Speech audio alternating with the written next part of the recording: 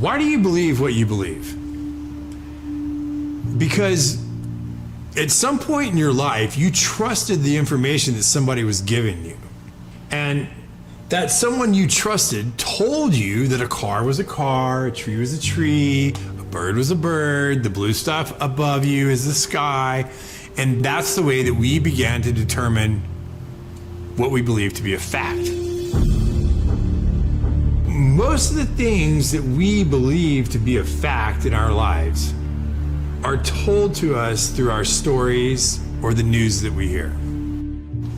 So my question would be, if they were deceiving you with the stories they tell you, would you be able to recognize that? So we've all heard the term conspiracy theory. Personally, for me, I've never really had time to get into any of that because, frankly, I'm working all the time and I don't have the time to look into Bigfoot or aliens or flat Earth or 9/11 conspiracy or the JFK assassination. It's just,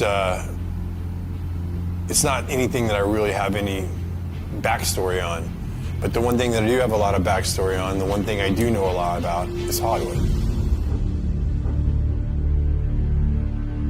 When you think about the entertainment industry, what comes to mind?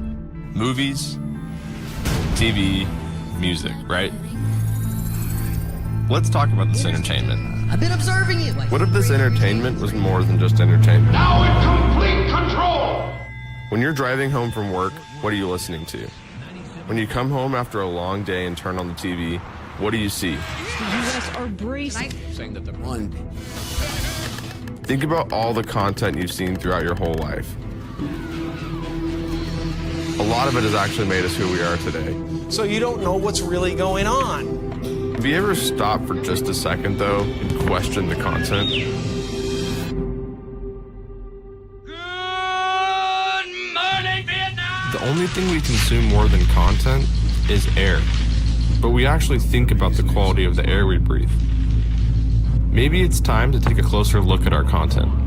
And fear.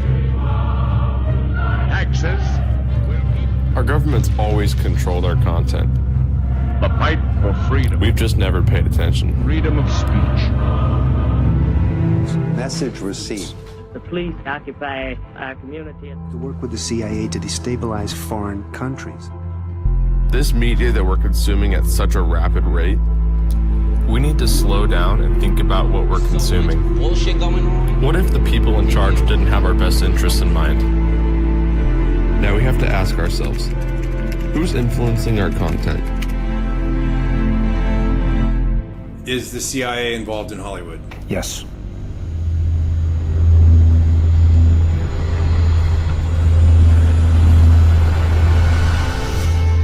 Guys, come ahead. I'm rolling. Go.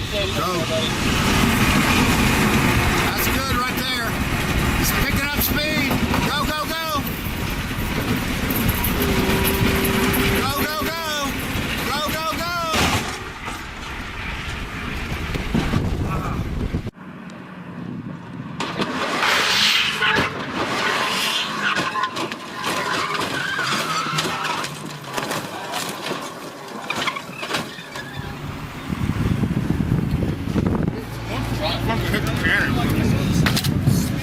So for the past 28 years, I've probably had one of the coolest jobs in the world. I was a professional stunt performer. I've worked with some of the biggest stars. I've got to be Batman. I've got to be James Bond. I've won World Stunt Awards. I am in the Screen Actors Guild. I'm in the DGA. I'm in the WGA. And last year, I got into the Academy, the Oscars. I worked my way up from being a stuntman to being a fight coordinator, to being a stunt coordinator, to being a second unit director. Action! First big job I get, I'm on Batman Forever. And I'm walking around set and I'm pinching myself. I'm looking over, there's Tommy Lee Jones, there's Jim Carrey, there's Val Kilmer, there's Drew Barrymore, there's Nicole Kidman. And I'm like, how did I get here?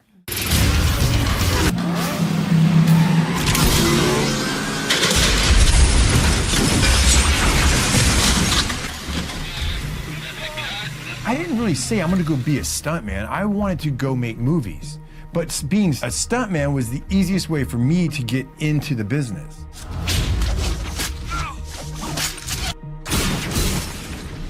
I didn't want to be an actor because like, pretending to be a character. Well, being a stuntman, I was that character. I was the guy behind the illusion, creating it for the guy who's on the screen. I jumped out of that helicopter. I was in that fireball. I did whatever was being asked of the job.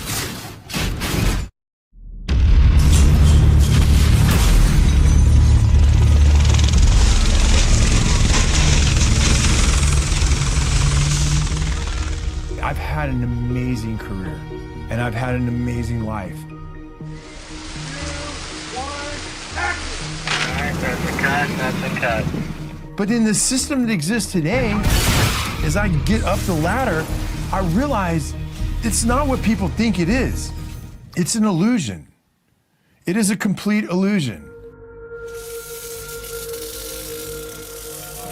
We're gonna put our pick and our turning ship and our In 2014, I was working on a television show up in Portland, and I had a catastrophic injury. I've done this stunt, probably variations of it 20 times over my career. It was nothing. It was a small fall down into a stairwell. I did the first take fine, the second take, I knew I could do it better. I went up and I fell over the rail and I landed on the pipe down below, and I burst fractured my L2 vertebrae and I was paralyzed from the waist down. When you are injured, when you are catastrophically injured and it changes who you are, I knew from that day I would never be the athlete that I once was. And I always told people as a stuntman, the worst possible injury you can get is a lower back injury. You can break your legs, your arms, whatever, but if you injure your lower back or your hips, your pelvic region, you're done. There was 2 years that I didn't think I would ever live without pain. One of the issues I was dealing with at that time was I had lost the feeling, and I still have numbness in my thighs and on this half of my pelvic region. I was going to physical therapy, and the lady looks at me and she goes, "This isn't really helping you. You're way more advanced than this stuff." And I go, "Yeah, I do this every morning." She goes, "Well, what's the real issue?" I said, "The real issue is my pelvic region." And so she said, "Okay, well, there's a woman who works here, and she is a pelvic floor therapist." So how I met Mike, I met him, his spine was broken and he had partial paralyzation of his pelvic floor area. We help people when they have problems with the most important functions in your life: bowel, bladder, and sexual function. So one day we're in the middle of therapy and she stops me and she says, "Mike, I feel like you have really dark spirits over you. Can I pray for you?" And I was like, "Pray for me?" I'm like, "Yeah, sure, pray for me. I don't really believe in that stuff anymore, but yeah, go ahead, pray for me." So she prays for me. And I was kind of thinking while she's doing it, okay, this is weird, but okay, whatever. So for the next 2 or 3 months, I would go, and then every now and then she would stop me and she'd say, "Hey, can I pray over you?" I was kind of a little bit disgusted with his personality because he was all about himself and money, and I think the Lord had a lot of work to do in terms of humility with him. He made it very clear that he thought I was crazy, but he let me. After she stopped one day, and I said, "You are either 100% batshit crazy, or you think all this is real in the spirit world." And she looked at me and she said, "Michael, I am one of the only pelvic floor therapists in Southern California at the time. And when these satanic people and these evil people do their rituals to little girls and women and boys, who do you think puts them back together? I do. It's completely real, and you need to look into it." My awakening, it didn't happen at church the way that some people find God. I just pretty much had given up my faith, and I'd given up where I was at, and I was just kind of at the point where I was like, okay, well, I'm gonna have the best time I can here, and when I die, that's it. I still wasn't sure if it wasn't 100% crazy or not, but I was reading these articles and looking at these things, and I was like, I've seen things at parties. I've seen artwork. I've seen statues. I've seen things in some people's houses that just seem to be mimicking occult stuff I'm reading about. So I was like, maybe there is something to this. I'm just going to say this. I didn't find God because I went to church. I found God because I realized that the Luciferian and the other side, the occult world, was real, and that I had been fooled for all these years, and I then got really scared. I got really scared because this was the first time in my life that I was having to question my own reality. Physically, I was crushed. I wasn't going to be who I was.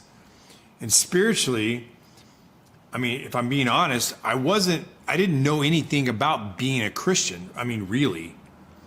And then professionally, everything that I knew about my career, I was starting to look at in a different way. I was starting to question my career in Hollywood from a different perspective.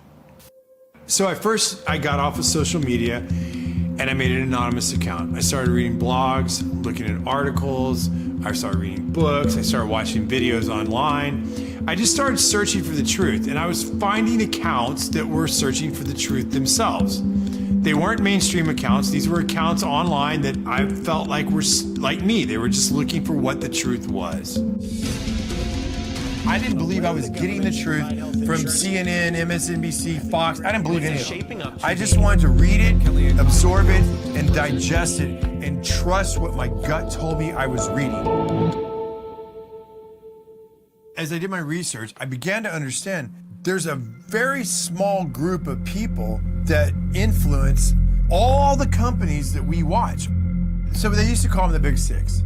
But Disney just bought Fox, and Disney controls Marvel, and Disney owns Lucas Studios. So look at that giant audience right here.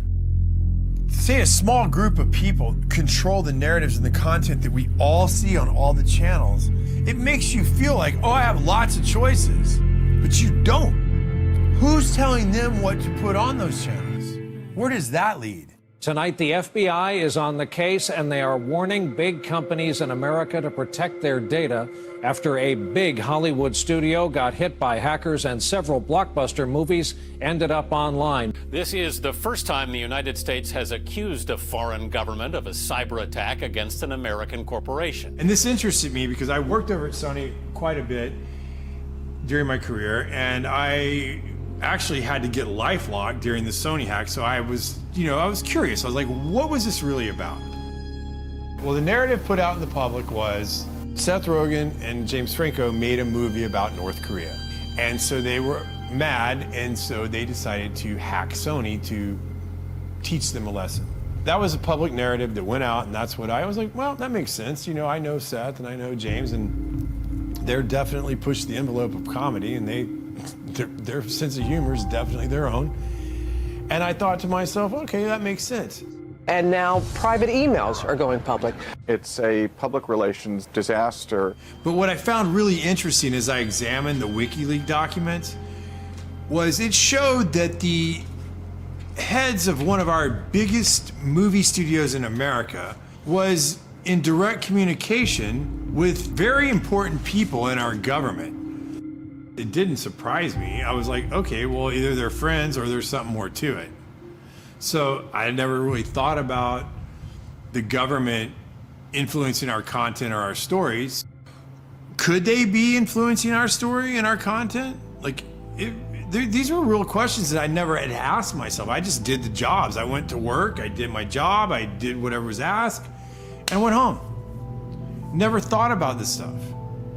So I was like, I don't really know anybody that can answer these questions. And I reached out to this guy who I'd been watching online. His name was Kevin Shipp. And for those of you who don't know who Kevin Shipp is, he's a CIA whistleblower.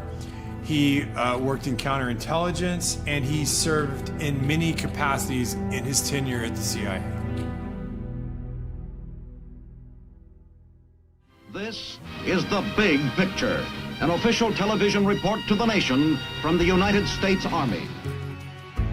It was an OSS memo, the precursor to the CIA, where they were doing a study of the use of motion pictures in America as a means of psychological warfare.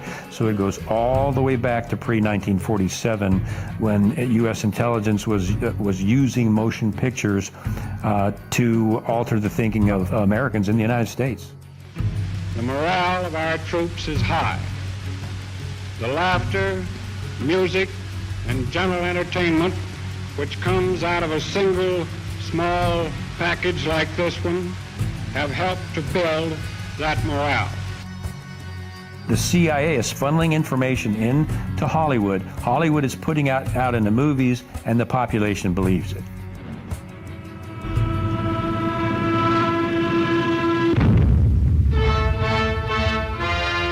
Taxes to bury the Axis.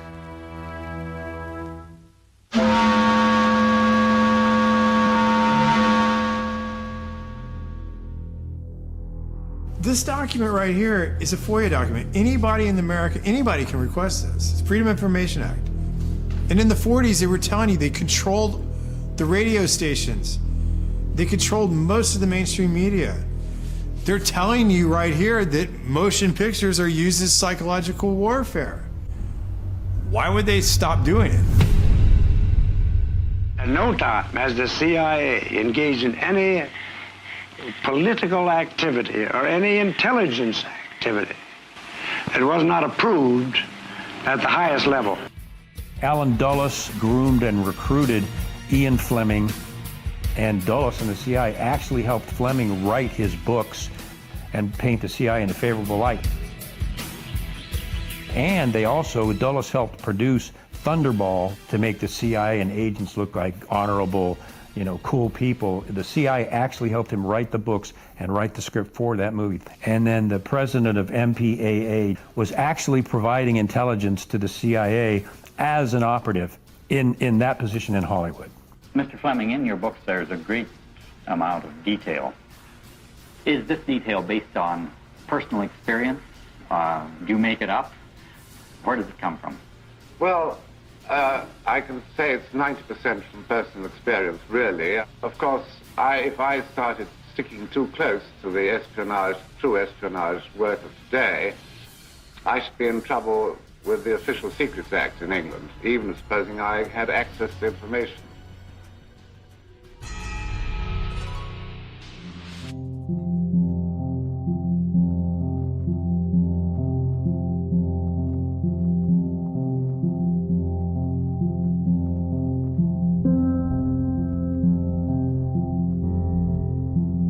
There's no question about the fact that Mockingbird is real. It started out paying journalists in major media, Pulitzer Prize-winning journalists, to print fake stories that the CIA wanted in the press and fake interviews. And this was revealed in the Church Committee. Do you have any people being paid by the CIA who are contributing to a major circulation American journal? We do have people who submit pieces to American journals. And of course, then the CIA destroyed the rest of the files, which is what they do. George H.W. Bush came out and finally made the statement about Mockingbird. Well, we're going to officially stop the Mockingbird program. The CIA will no longer pay journalists to write stories. From now on, the program is voluntary, which means Mockingbird continues today. When's the last time you've seen a mainstream media outlet do a serious investigative report on the actions of the CIA? There's a reason for that. This would mean that the CIA could manipulate the news in the United States by channeling it through some foreign country. And we're looking at that very carefully. Would you say that continues today?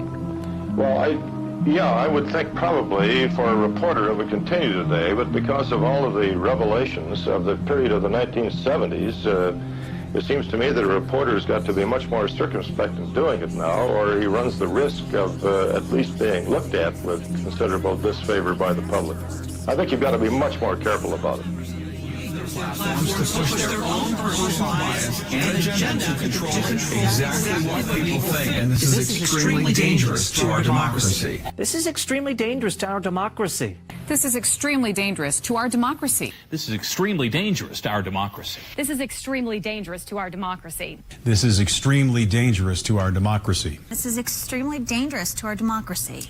This is extremely dangerous to our democracy. There is something about the way the CIA has been functioning that is casting a shadow on our historic position of freedom, and I feel we need to correct it. Senator Moynihan proposed a bill to dismantle the CIA. Thank you, Mr. President. Introduced it twice. The second time was 1995. Ironically, 1 year later in 1996, the CIA established the Entertainment Liaison Office, which was specifically penetrated into Hollywood, and Chase Brandon was actually co-wrote scripts. For example, The Recruit. We're looking for high horsepower, high energy, very competitive people who are driven by patriotism and a sense of wanting to serve a greater cause. I am recruiting you. Would I have to kill anyone? Would you like to? So the CIA was and is in Hollywood, was and is contributing to Hollywood productions and that manipulation. The Recruit. Nothing is what it seems. As I started to wake up, I never actually considered that the CIA had an office in Hollywood. And I'm like, well, I see this, I see that. And I started putting feelers out, like, does anybody else see this stuff? And not many people were awake. But the one person that I reached out to was an old colleague of mine, a friend of mine named Brad Martin. And Brad and I had similar careers. We worked our way up through the business together. And I'm like, hey, Brad, you've seen this, you've seen that? And he's like, yeah, for sure. And so that gave me strength. That gave me like, okay, well, I'm not alone in this deal. And I'm going to keep looking. Let me just say this. Brad's one of the greatest stuntmen I've ever met. Probably the best. I'm a very physically creative person. I've been doing action for movies for 26, 27 years. I excelled at the action aspect of it, at the physical aspect of doing the fights and doing the gymnastics and doing the falls and doing the driving. I trained really hard to become one of the top stuntmen in the business. I started becoming a fight coordinator, and then a stunt coordinator, and then an action director. Very few people have ever gotten to where I've gotten to, and I'm super proud of what I did.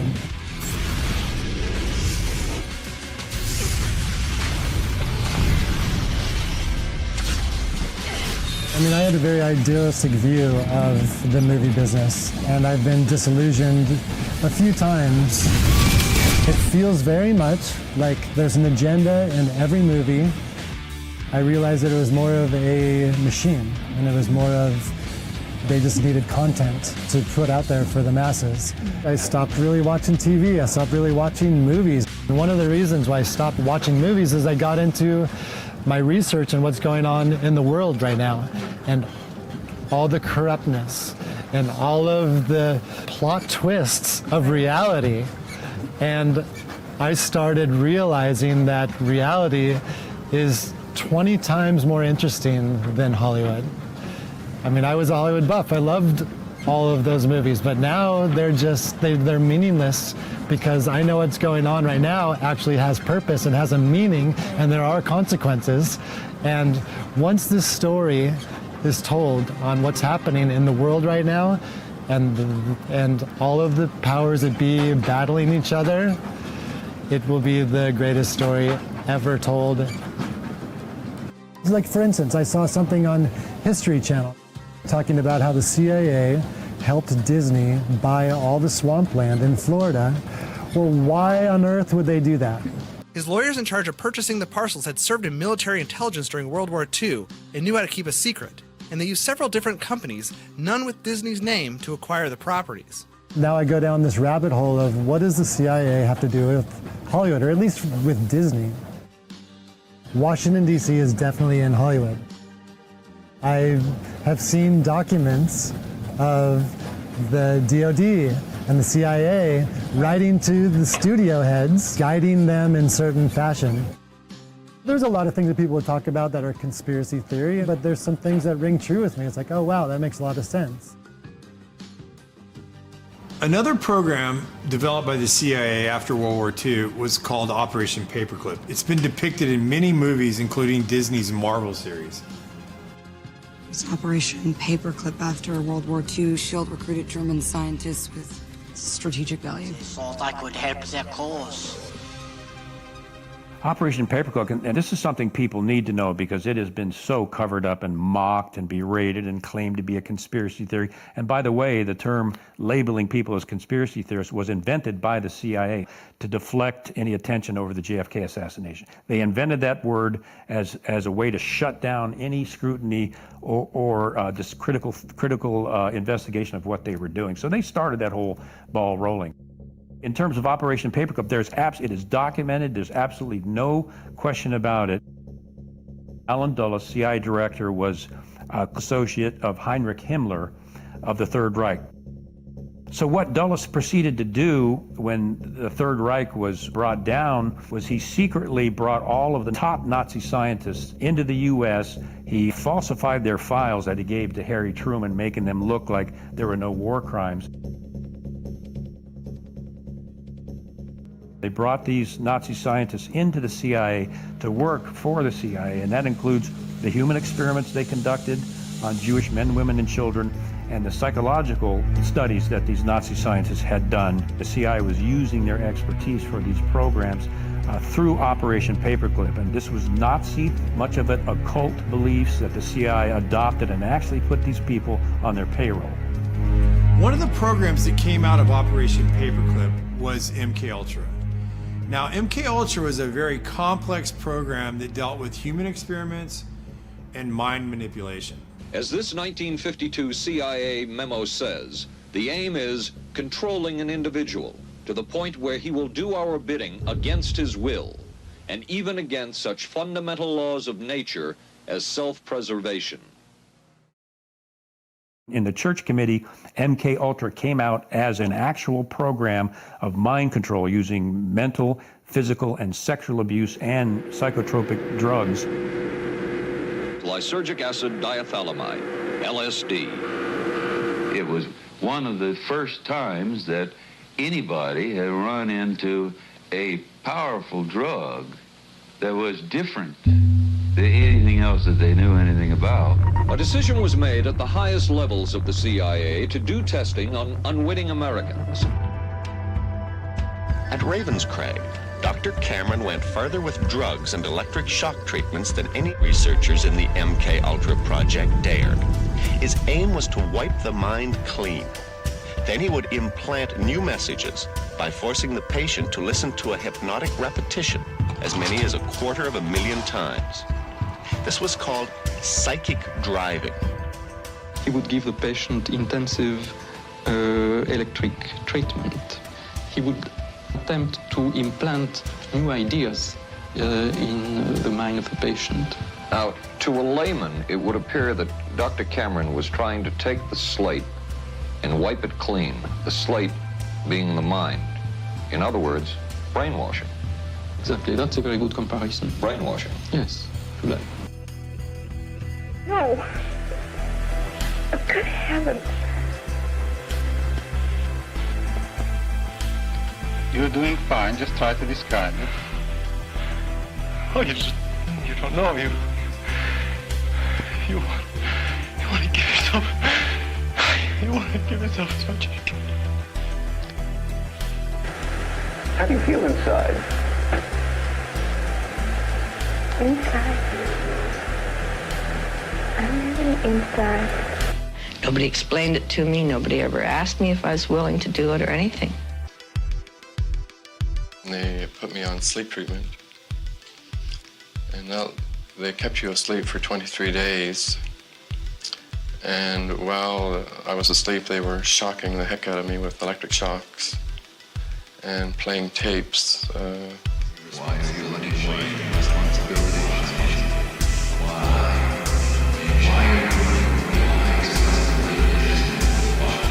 It was Really, like a concentration camp. What a torpedo that is. You mind if I look this way? You look that way. There's nothing for you to watch here, but you're going to talk to me as we go along. They couldn't go any further because CIA Director Richard Helms destroyed all the CIA's MK-Ultra documents, and they had to rely on coached witnesses. So they were never able to dig even deeper. What they got was bad enough. It was never terminated. There's no evidence that it was ever terminated. No documents, no nothing, and not even an admission by the CIA that it's been terminated. How do you feel? I'm feeling better, thank you. Feeling better? Are you sleeping well? Yes, I'm sleeping better now.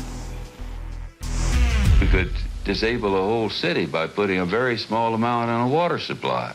After all of these years of us, those of us who are involved in looking for this secret drug, this was the only thing that began to look for the first time like it might be something like that. So MK-Ultra was one of the hardest programs for me to wrap my head around because it's a lot of subset programs. And I was really surprised that Brad Martin knew about MK-Ultra. People think that research people are crazy for talking about MK-Ultra, mind control. Even if they acknowledge that that existed, they go, oh, well, that ended in the 70s. That's a crock of shit. And perhaps the world's only hope of stopping a sinister assassination plot. The movie that I did involving that topic was Zoolander. The fashion industry has been behind every major political assassination over the last 200 years. I mean, at the time, I was making a comedy and I had no idea what I was involved with. But now looking back on the movie, I'm blown away at just the propaganda. Doesn't anyone notice this? I feel like I'm taking crazy pills! In a movie like Zoolander, when they're showing you that they're controlling Derek Zoolander's mind through mind control, you realize that they're trying to desensitize you and to make you think that what you're watching is fiction because it's in a comedy. It's like a mass MK-Ultra now. Their purpose is to capture the minds of the people and feed them false history. The CIA is funneling information into Hollywood. Hollywood is putting out in the movies, and the population believes it. All right, so look, here's the deal. They have been desensitizing us since we were born, and I'll give you some examples. Let's start with the big one. Let's start with words we hear all the time and never even think about. Let's start with the word entertainment. To entertain. What does that mean? To bind or hold. To bind or hold what? An audience's attention. Okay, now let's take the word Hollywood. Where does that come from? Well, Hollywood comes from the holly tree. And the ancient druids back in the day used to take the holly tree, make wands to weave spells, cast spells, or channel spells. And when they needed help, they would consult the magi's or the mediums of the day to help channel their spells to the population. We'll cut to today. What do we have in our houses? We have these black boxes. What are they called? TVs. But if you stop and you say the word television, and when you turn on that television, what do you get? What's the first thing that pops up? A list of channels. And when you turn on those channels, what's on those channels? Programming. They are programming you. They've been programming your whole life. You don't even know it. They do it with your music. They do it with your TV. They do it with your movies. They do it with your games. They have been programming us and programming you since you were little, and you don't even know it because you don't even question it.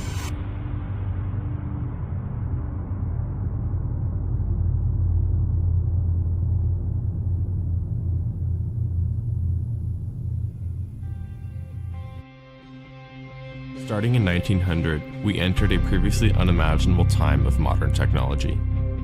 Advances that allowed the rulers of this world to construct and direct our stories in ways we previously never imagined. As a result, new techniques to control the population were realized. These are the people from the companies that we have trusted to deliver us our news and tell our stories. This has always been about controlling what we as the population think and hear. They help create our culture and influence our society. We as citizens only trust them because as a society, we think that the gatekeepers have our best interest in mind. The dangerous, edges here are that he's trying to undermine the media, trying to make up his own facts, and it could be that while unemployment and the economy worsens, he could have undermined the messaging so much that he can actually control exactly what people think, and that is our job. That is our job. That is our job. Our job. As I was researching, I found that most of the early communication companies were developed for shipping or aviation. And a lot of the men that started these companies were commissioned by the military during World War I and World War II. Many of these men worked for the Army and Navy intelligence services along with the OSS, which we know became the CIA. There were many examples of these men becoming the heads or founders of some of the biggest motion picture and media companies before and after their government or military service. I wanted to know how many of the media companies in today's world connected back to Washington. So I started looking. It was like a family tree. The connections between our government personnel and the media corporations was unbelievable. Google, Amazon, Netflix, Twitter, CNN, ABC. So what would happen if all these companies had the same political ideology or agenda? We as this population like to hear people confirm our confirmation biases. We like to hear people tell us that we're right. We don't like to be wrong. And we believe that the people on the media and the people that we're listening to have our best interests in mind. The problem is what if they don't? So if you stop and think about it, they can place any agenda on the population that they choose. I think that Hollywood is teaching bad morals to the youth of this country, as well as adults. Desensitizing of violence to the masses. You can't deny that. My kids have seen so many people get killed in very violent ways. 3 times as much gun violence now. And the sex that's in PG-13 movies. Why? Every Disney movie, there's a major character, usually a parent, that gets killed. Trauma to the child. Why? It's so horrible. What a bad story. Why do you need to start a story with a parent dying? Always. It's so sad. Under MK Ultra, they experimented on children. We were even taught this in psychophysiology program that if you get to a child between ages 1 and 6 or 1 or 8, especially with sexual abuse or sexual trauma, you will split their personality and they will be imprinted the rest of their life. And many times that results in split personalities and dissociative behavior and other things. These occult topics are being introduced to our kids and most parents aren't even aware of it.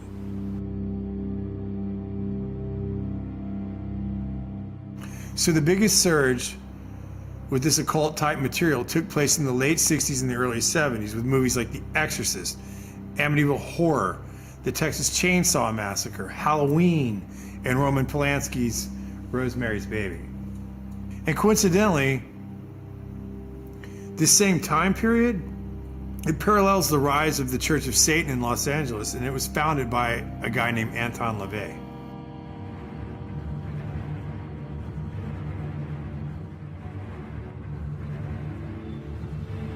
So it is done.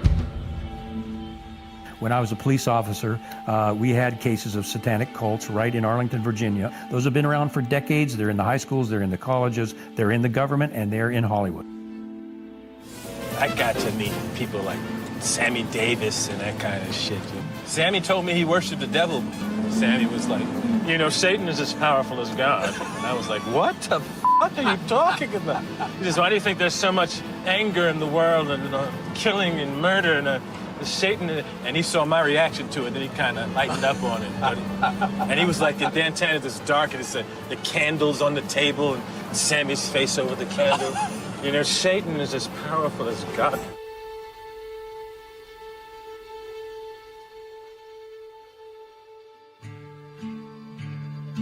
From our point of view, it really makes no difference whether you pray to a father god or to a mother goddess or to an entire gaggle of gods and goddesses. Michael Aquino was a high-level officer in the National Security Agency.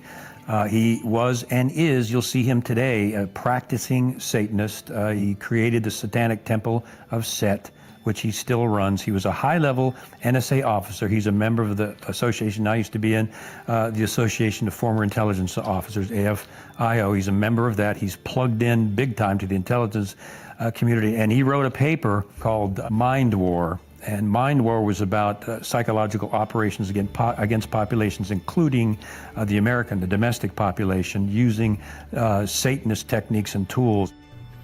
Aquino was first involved in MK-Ultra operations during the Vietnam War as part of the Phoenix program. No, first I've been involved in intelligence and psychological operations for about 40 years in all levels of it and across the intelligence community. You are a lieutenant colonel in the United States Army. Correct. Now, and how does the Army feel about you being head of the Temple of Set? The Army has known about my religion for the entire span of my Army career, which began in 1968. The Army has paid very little attention to it, the same as it would to anybody who was, say, a follower of Hinduism or of Buddhism or any other slightly unusual religion today.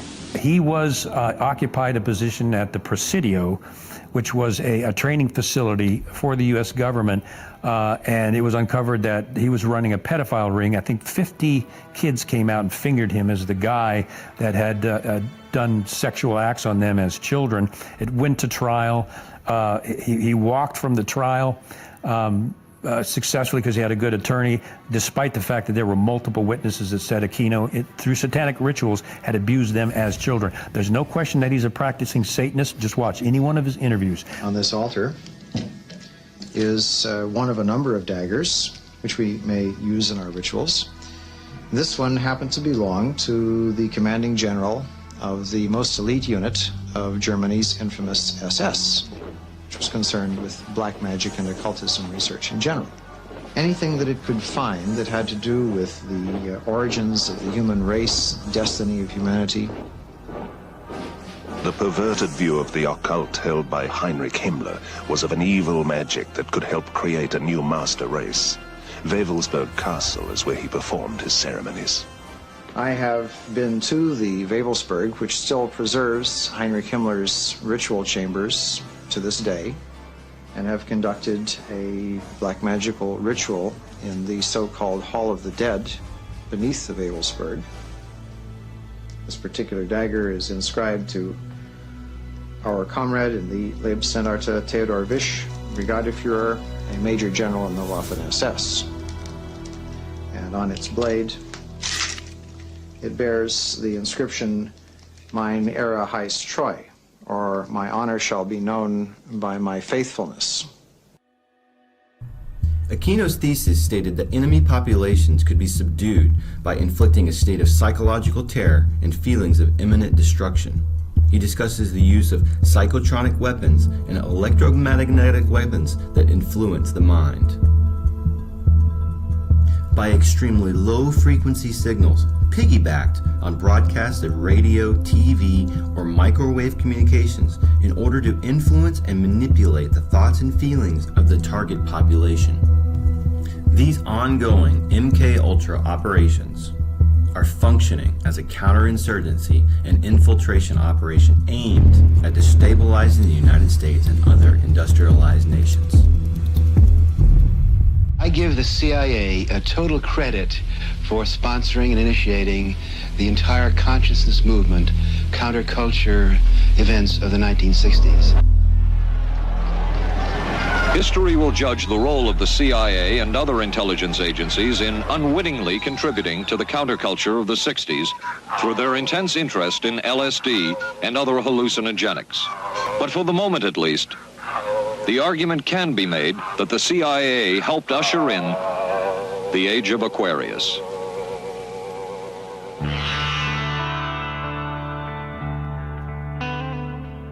Laurel Canyon was the epitome of the summer of love. I mean, we saw the possibility of the way we could live.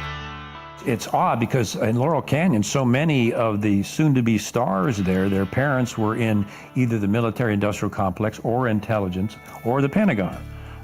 In Frank Zappa's case, His dad was working at Edgewood Arsenal, where they were doing biochem studies, psychotropic, and exposing U.S. troops to VX nerve gas and other things. The family kept gas masks in their house. He grew up with that in case there was an accident. And Edgewood Arsenal was doing this very similar, related MK Ultra projects on U.S. troops. The Gulf of Tonkin is another prime example.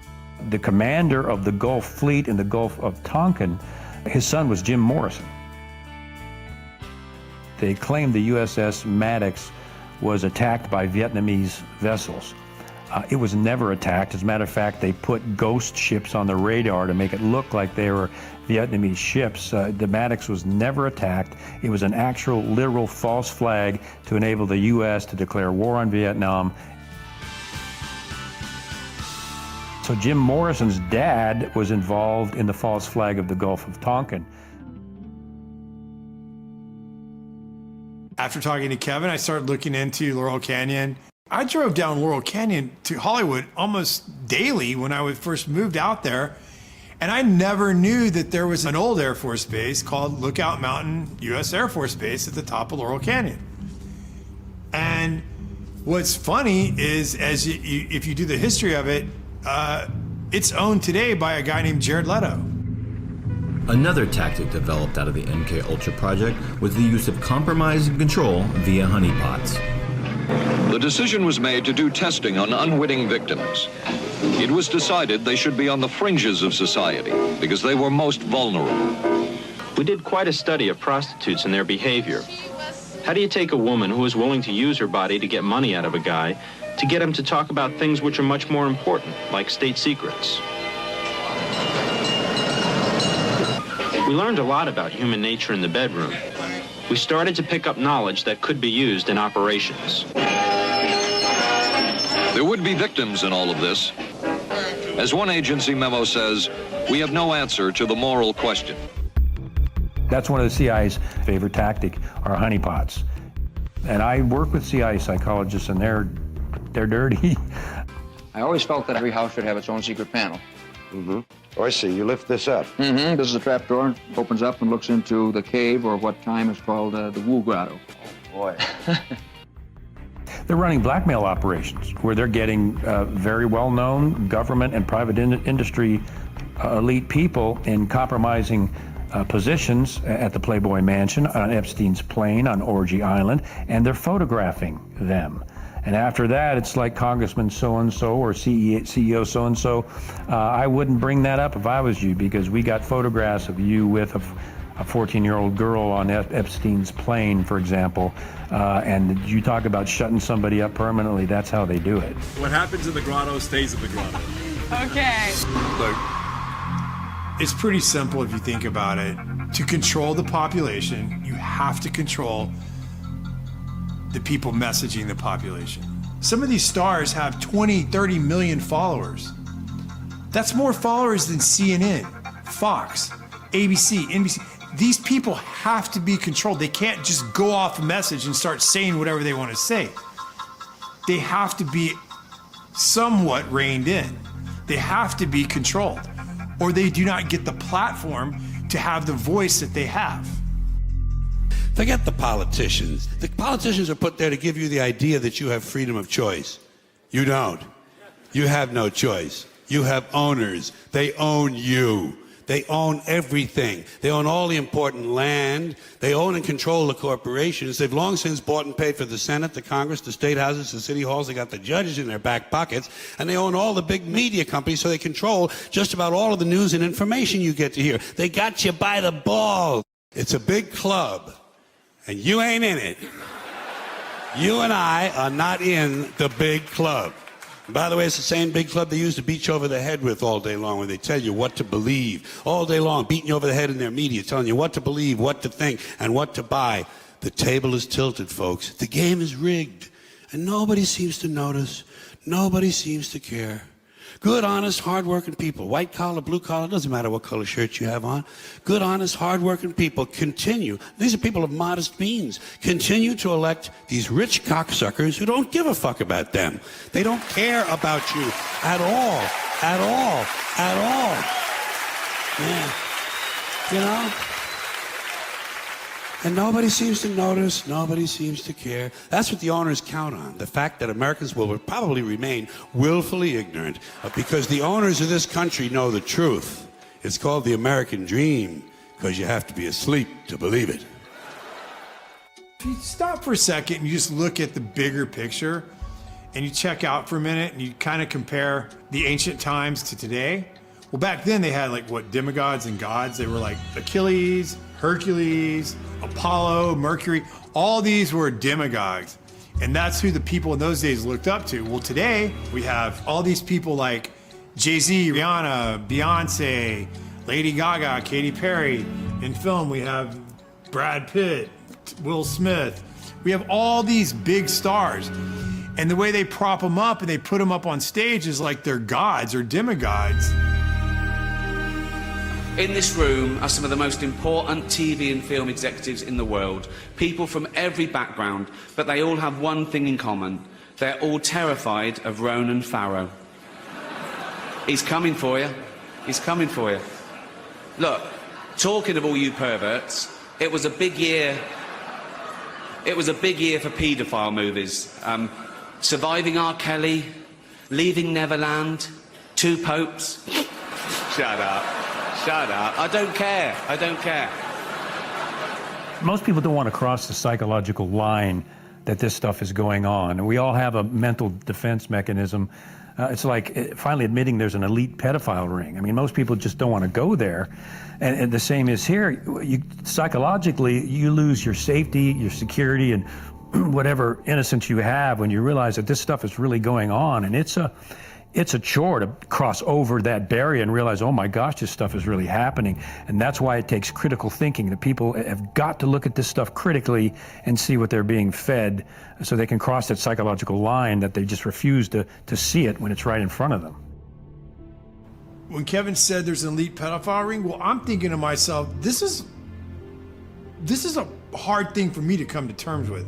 Now, it made me start thinking about conversations and things I'd heard, but I'd never saw it. It's not out in the open. And to me, I was like, no one could do that. Because, I mean, if I saw someone hurting a kid, I would kill them. I mean, I would literally kill them. I would never allow someone to hurt a child in front of me. Things Kevin was saying were things that were hard for me to cross the barrier. I did not want to believe it. I didn't want to go there.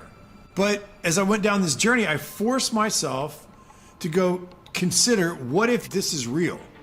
And the only person that was talking about this stuff was a girl named Liz Crokin. And the media had declared her completely out of her mind. But as I started researching some of the things she was reporting on, I was like, there's truth to what she's saying. So I want to talk to her. I started working in journalism at a very young age. I got my first job working for Fox Chicago at about the age of 17 years old. At the University of Iowa, I studied political science and journalism. One semester, I interned for Bill O'Reilly at Fox News Channel. My last year in college, I interned for the State Department's White House reporter, and that placed me reporting in the White House every single day for a few months. I went on to work for the Chicago Tribune, and my first boss there told me that everything that I should get should be checked over and over and over again and verified to death. That's how I was trained, and that's what a true, honest journalist does. I started covering local politics and local hard news, and then eventually I got my own column for 7 years where I interviewed tons of celebrities and politicians and musicians, and worked at Us Weekly, and then at one point I worked at In Touch Weekly magazine.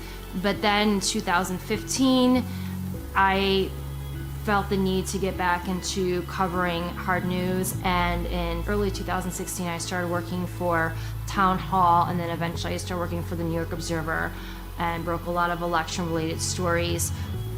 I worked in media for over 2 decades, and I never had any issues. I was very well respected. I basically was embraced by the mainstream media until I started reporting on Pizzagate.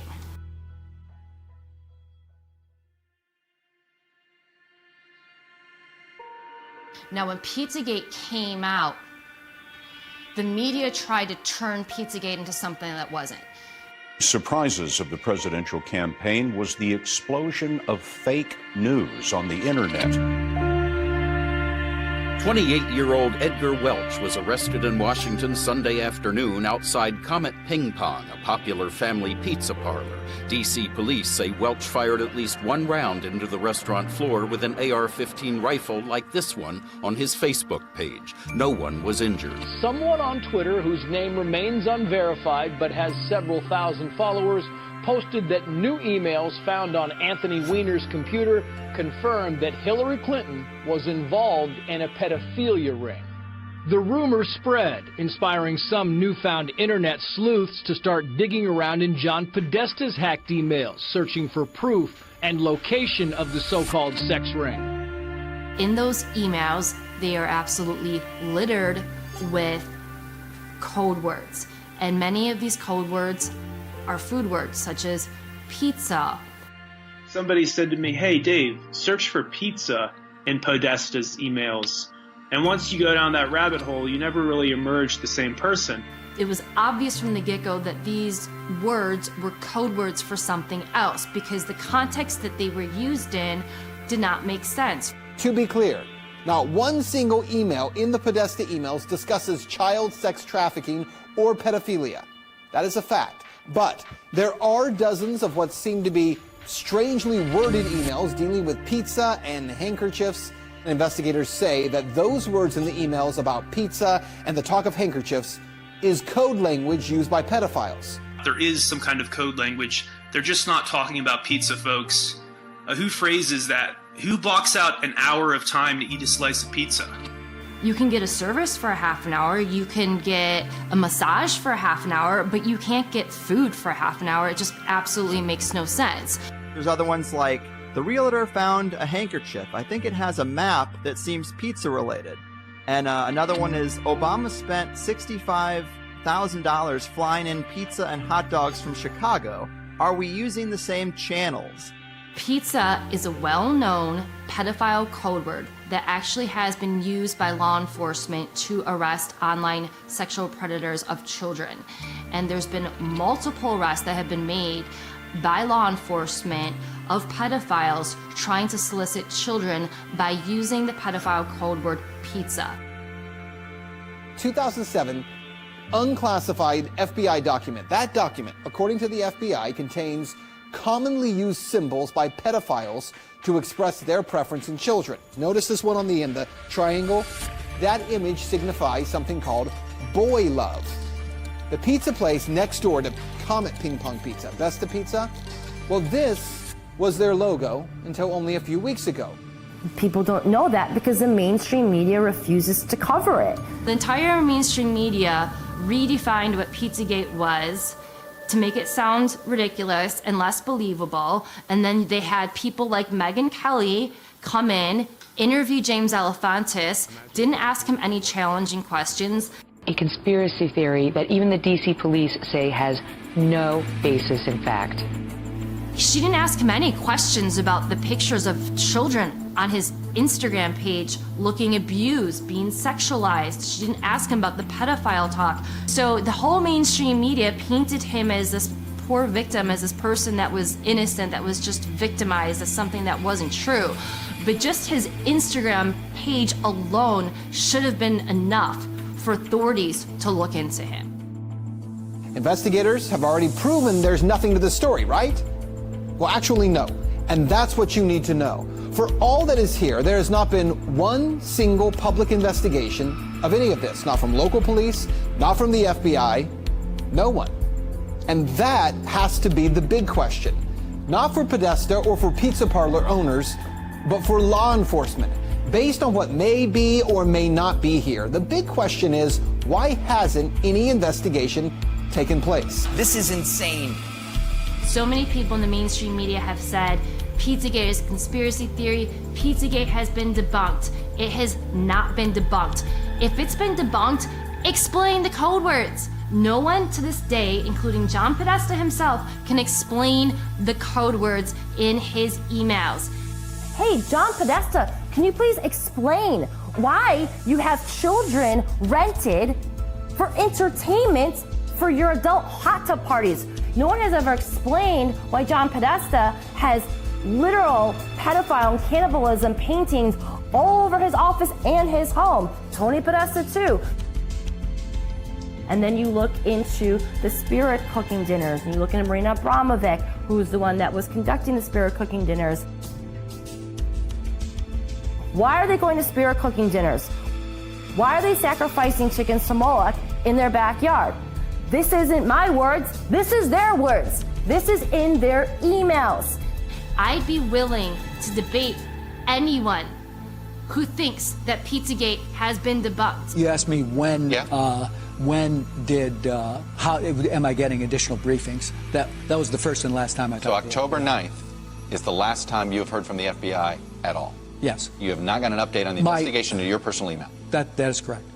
So not only did the mainstream media lie to you about Pizzagate, they actually told you that it was illegal to read John Podesta's emails on WikiLeaks. Chris Cuomo, with a straight face on CNN, looked into the cameras and said, it's illegal for you to read John Podesta's emails. Also interesting is, remember, it's illegal to possess these stolen documents. It's different for the media. So everything you learn about this, you're learning from us. That's how scared they are of those emails, and that's how explosive the content in those emails are. That they felt the need that they had to tell you you could not read those emails, and if you do, you might get arrested. Lie. It's different for the media. So everything you learn about this, you're learning from us. People that blow the whistle on elite pedophiles tend to have accidents, and a lot of those people have died mysteriously. NBC News has learned that disgraced financier Jeffrey Epstein is dead. Epstein took his own life while he was behind bars. There's absolutely no excuse for this. What happened here, to me, is mind-boggling. The guy was a high-risk prisoner, wasn't he? I mean, he's a guy that there are probably 50 very important people that have a motive to kill him. We don't even know who they are. It's true. But we know there are some people that are in a lot of trouble because of Epstein. They know who they are. His flight logs contain names of some of the biggest, most famous, and most powerful people on the planet. Members of the royal family, Prince Andrew, models like Naomi Campbell, famous actors like Kevin Spacey, Bill Clinton on those flight logs over 25 times. Hillary Clinton, she's also been to the islands. So the bigger question is, how many people that went on his private jet, that went to his private island, that went to his massive ranch in New Mexico were also involved in the rape, torture, and trafficking of children? It hides in plain sight. Epstein was hiding in plain sight. We all knew about him. We all knew what he was doing. But we had no one that was, legal aspect that would go after him. They were afraid of him. For whatever reason, they were afraid of him. And the amazing thing about Cindy McCain is that her husband was a senator. She was on a board with the governor of Texas. She knew about Jeffrey Epstein. She did nothing. And her organization, the role of her organization is supposed to be to stop people like Jeffrey Epstein. They all knew. They did nothing about it. When Ricky Gervais said at the Golden Globes, you're all friends with Jeffrey Epstein, he wasn't lying. So in the end, he obviously didn't kill himself, just like Jeffrey Epstein. Shut up. I know he's your friend, but I don't care. You like to make your own way here in your own plane, didn't you? Right, but... And how many of those elites have been to his islands? Not only is the mainstream media complicit, I would argue that there are accessories in the crimes against children. She told me everything. She had pictures, she had everything. She was in hiding for 12 years. We convinced her to come out. We convinced her to talk to us. It was unbelievable what we had. Clinton, we had everything. I tried for 3 years to get it on to no avail, and now it's all coming out, and it's like these new revelations, and I freaking had all of it. I'm so pissed right now. Like, every day I get more and more pissed because I'm just like, oh my God, what we had was unreal. Brad Edwards, the attorney, 3 years ago, saying there will come a day when we will realize Jeffrey Epstein was the most prolific pedophile this country has ever known. And I had it all 3 years ago.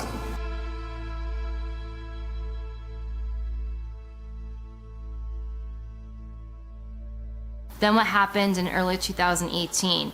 Keith Raniere, who ran the NXIVM child sex trafficking cult, was arrested. Who else was arrested? Allison Mack. She's a famous celebrity who was on Smallville. She was also arrested for being a member of this cult that was involved in trafficking children. And not only trafficking children, they were running preschools down in Mexico.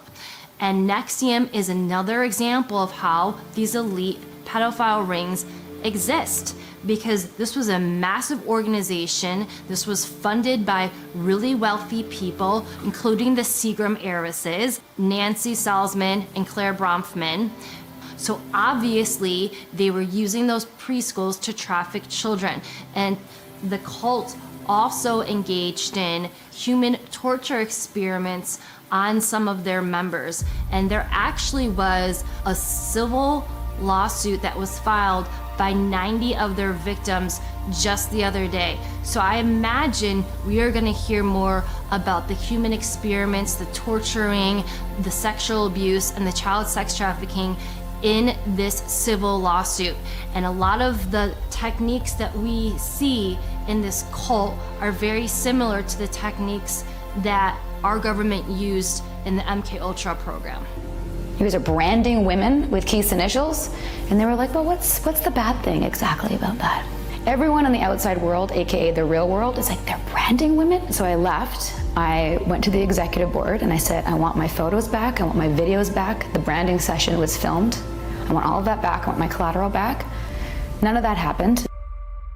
And it's the same fear, mind control, and you'll be destroyed if you get into the upper elites. And if you get to that point, if you start revealing anything, they have the same system to completely destroy you, destroy your career, blackmail you like Epstein, catch you, film you in compromising positions. And this goes both within Hollywood and celebrities and some of the elite, and it also goes on in Congress and the Senate. And if they even insinuate that they're going to reveal some of these things, they're done. A lot of people here tonight felt like they lost. You know why? Because y'all been lied to. Google lied to you.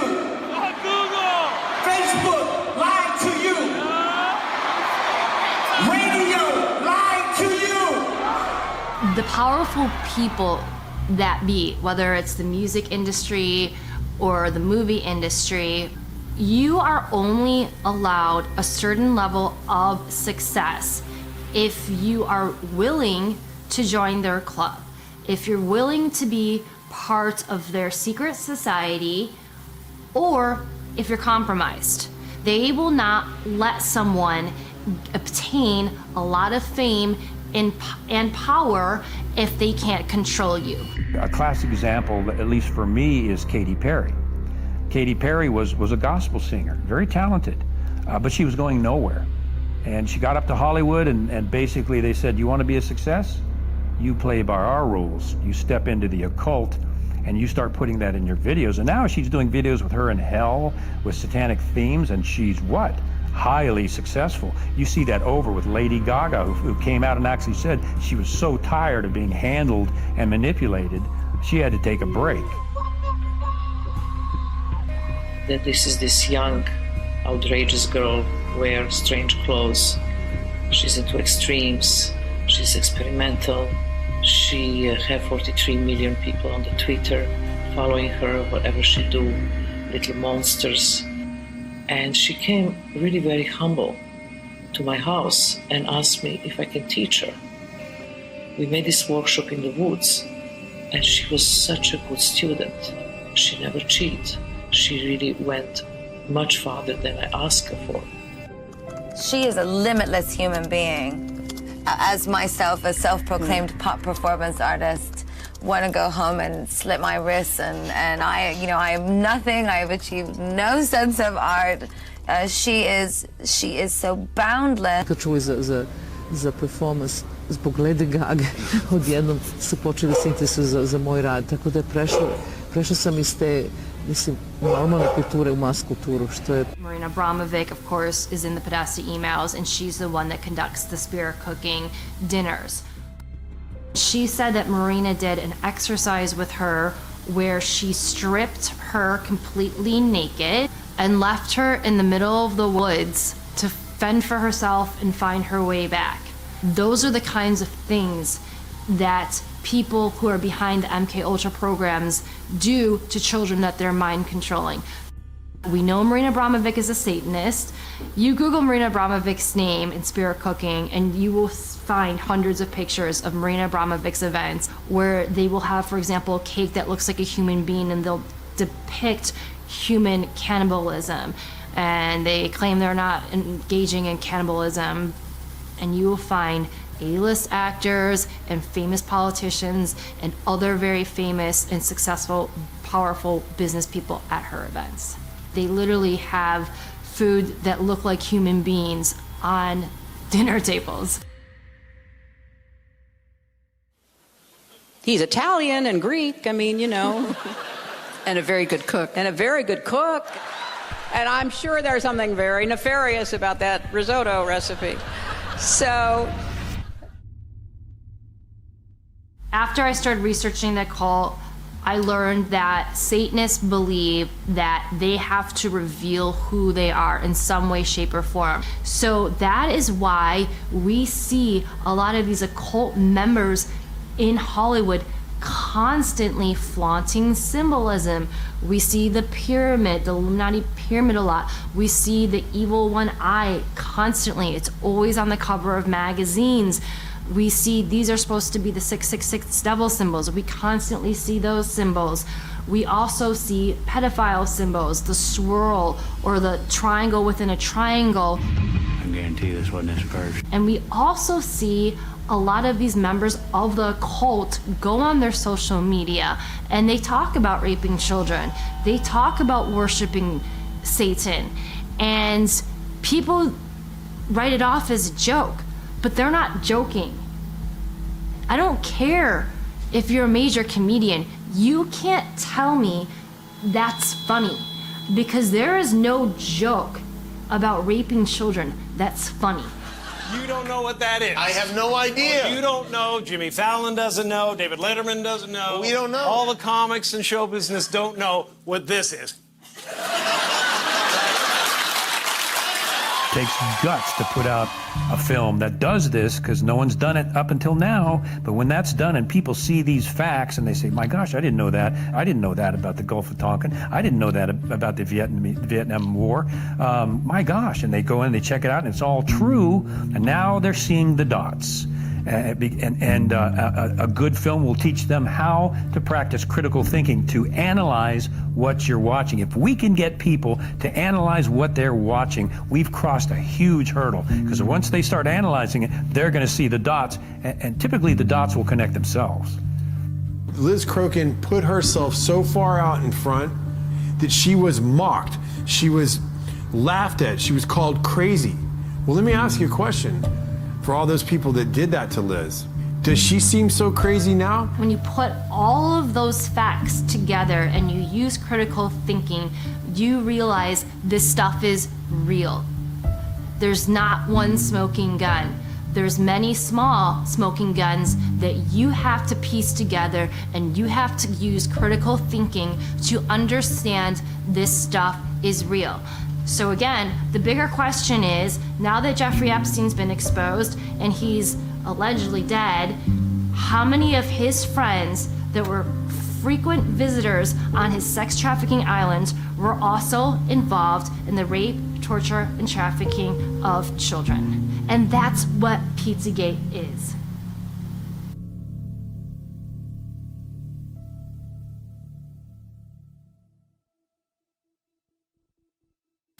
I guess what I'm asking you all to do is just disconnect for a second, stand back, look at the lyrics of your songs, look at the agendas of the movies, look at the messages of the media that you're absorbing. Because it's impossible to say that all of it's bad, like all of Hollywood's bad. That's not true. Like it's like saying all of the CIA is bad. There's a lot of good people that work in both industries that aren't bad people. But if the people that control the narratives and the agendas are not good people, and they have different agendas, they can put that on you and you won't even notice it unless you stand back and look at things objectively. I can't compromise anymore. For me, that's not what life's about. I want to send a good message to my kids, and I want them to know that at the end of the day, their dad did what was right. And their dad fought for the good things in life. If I could ever get the opportunity to make movies that send out good messages, and then people start realizing that they can be good and that they can jump on the bandwagon of good, that's the next phase. People start believing it. It's the same thing with desensitizing with the violence. People start believing that it's okay to kill somebody, or watching somebody die isn't a big deal. When people aren't helping other people in need on the streets, there's a problem in this world. But this could all be changed right now.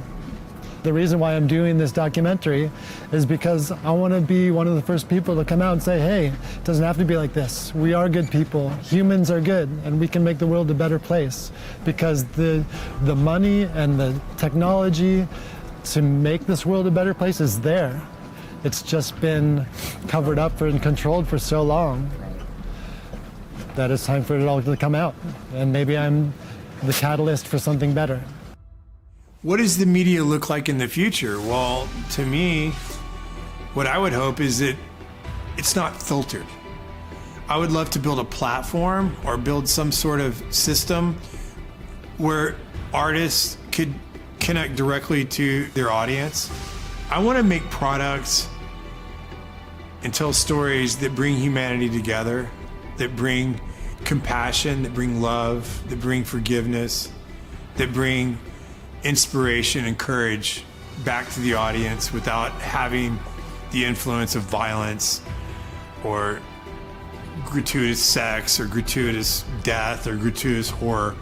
Because those are things and images that get stored in our psyche and our soul, and I don't think that's the way that this earth was intended to be.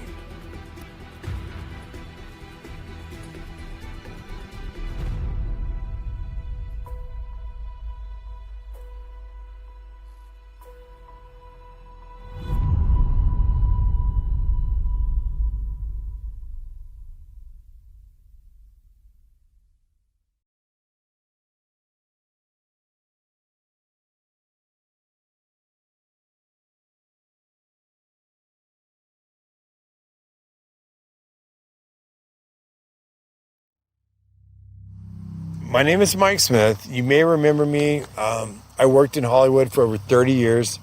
I made a film 3 years ago called Out of Shadows. And to be honest, we had no idea the impact and the effect that that film would have on the world. And to be completely honest, I thought I was done making films. I thought that was it. That was the end of my journey.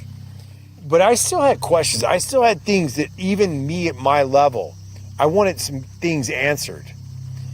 And so I went on a journey for the past 3 years to answer these questions, to meet with people that could actually fulfill what I was looking for. And I want to take you on the journey that I've been on so I can show you what I learned. Because I can promise you this, we've all been affected in this world, and we're not that far apart.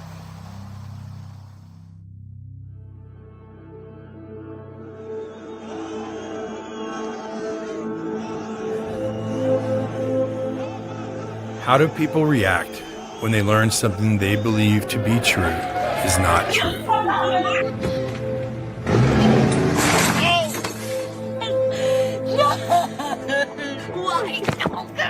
At first, they're in disbelief. That's America's housing market. And then once they realize they've been deceived, they get angry. Oh, Mom, it was you! Oh, what the? Oh my God! Oh my God! And they don't want to believe they were deceived.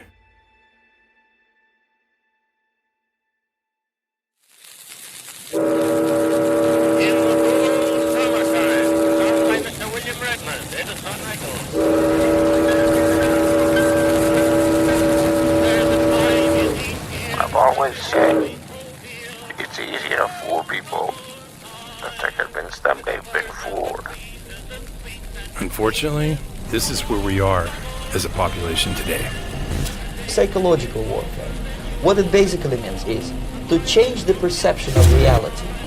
That despite of the abundance of information, no one is able to come to sensible conclusions. And in watching and kind of looking out and making sure that all of the members in our community are using these tools in a way that's going to be good and healthy. There's no need to watch. Everything you need to be happy. So people assume we are just going back to the good old world which we had, and everything will be normal again in how we are used to normal in the old fashion. This is, let's say, fiction. It will not happen. Most people, Mike, only care about what's 50 feet from their door.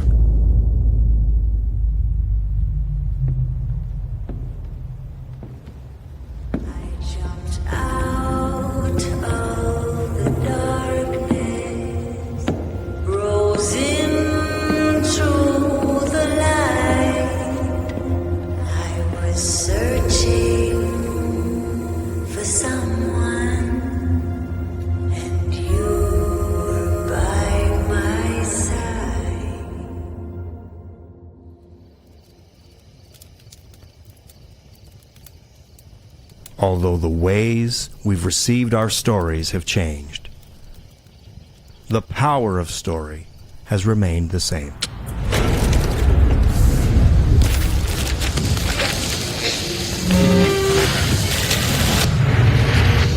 This fairly new, I think, sense that all expertise is false. If you don't read the newspaper, you're uninformed. If you do read it, you're misinformed. No, I don't trust the media. If that's the question, that's my answer.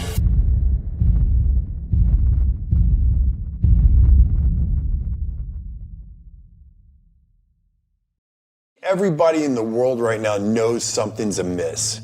Something's not right. There's a paradigm shift happening, and people can feel it in their guts that things are changing. And right now, I think that's where we are as a world. I think the world knows we're missing something. And what we're gonna show you is what you're missing is you don't have all the information. The public needs to understand how they were manipulated, why they were manipulated, and who is manipulating them. Because until you understand those things, those simple things, you're not gonna understand how to ask the right questions to find out what is the truth and to find out how to critically think about and assess the information that you're receiving. You know, are we witnessing the end of American empire? The homeless crisis in our country has gone from bad to worse. And I've talked to a lot of people that are experts in all these fields, and they have given me some information that I feel like is super important. I need to share it with you because until you guys understand the techniques and tactics that have been used on you through media and music and basically our whole lives, because it's the stories. It goes back to story every time. Who's controlling the story? Where are we hearing it? And do we care to go look any further? And most of the time, no one cares to look any further than a headline or cares to look any further than what their friend who they trust tells them is real. You need to understand you're being manipulated, and if you don't understand how you're being manipulated, you're never going to be able to fight it. And no official of my administration, whether his rank is high or low, civilian or military, should interpret my words here tonight as an excuse to censor the news, to stifle dissent, to cover up our mistakes, or to withhold from the press and the public the facts they deserve to know.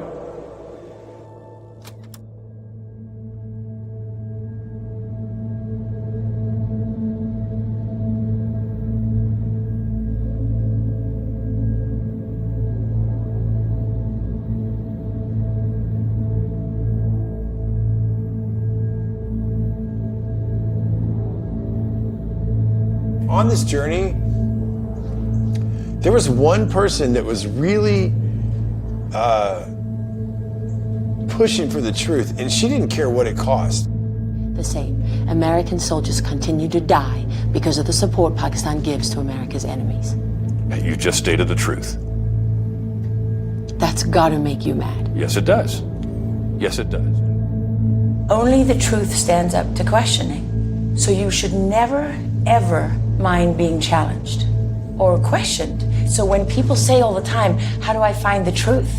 That's how you find it. Challenge it, question it, test it.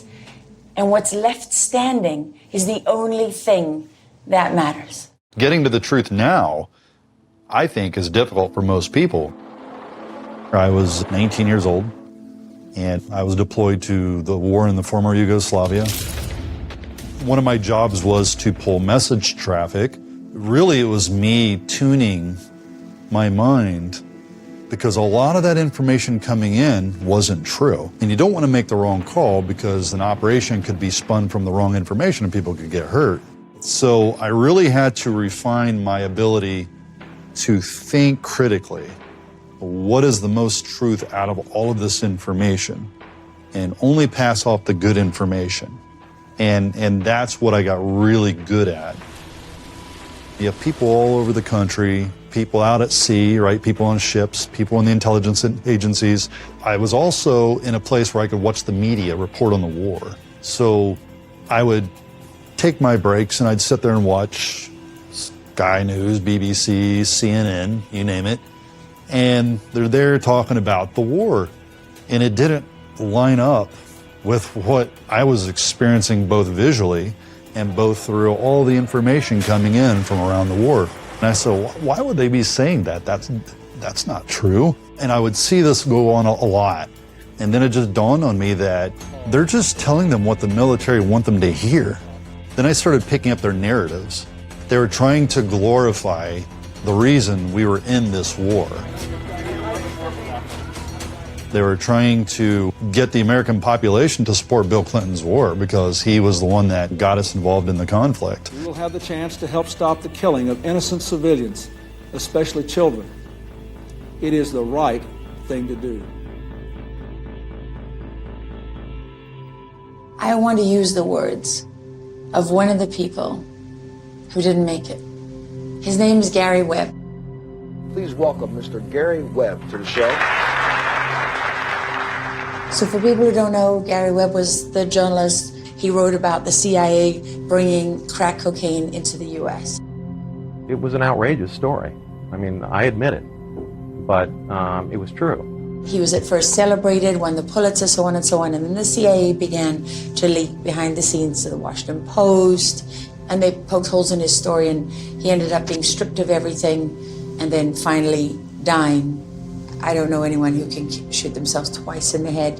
However, officially, that's suicide is his form of death. But before he died, he wrote these words. I was winning awards, getting raises, lecturing college classes, appearing on TV shows, and judging journalism contests. And then I wrote some stories that made me realize how sadly misplaced my bliss had been. The reason I'd enjoyed such smooth sailing for so long hadn't been as I'd assumed, because I was careful and diligent and good at my job. The truth was that in all those years, I hadn't written anything important enough to suppress.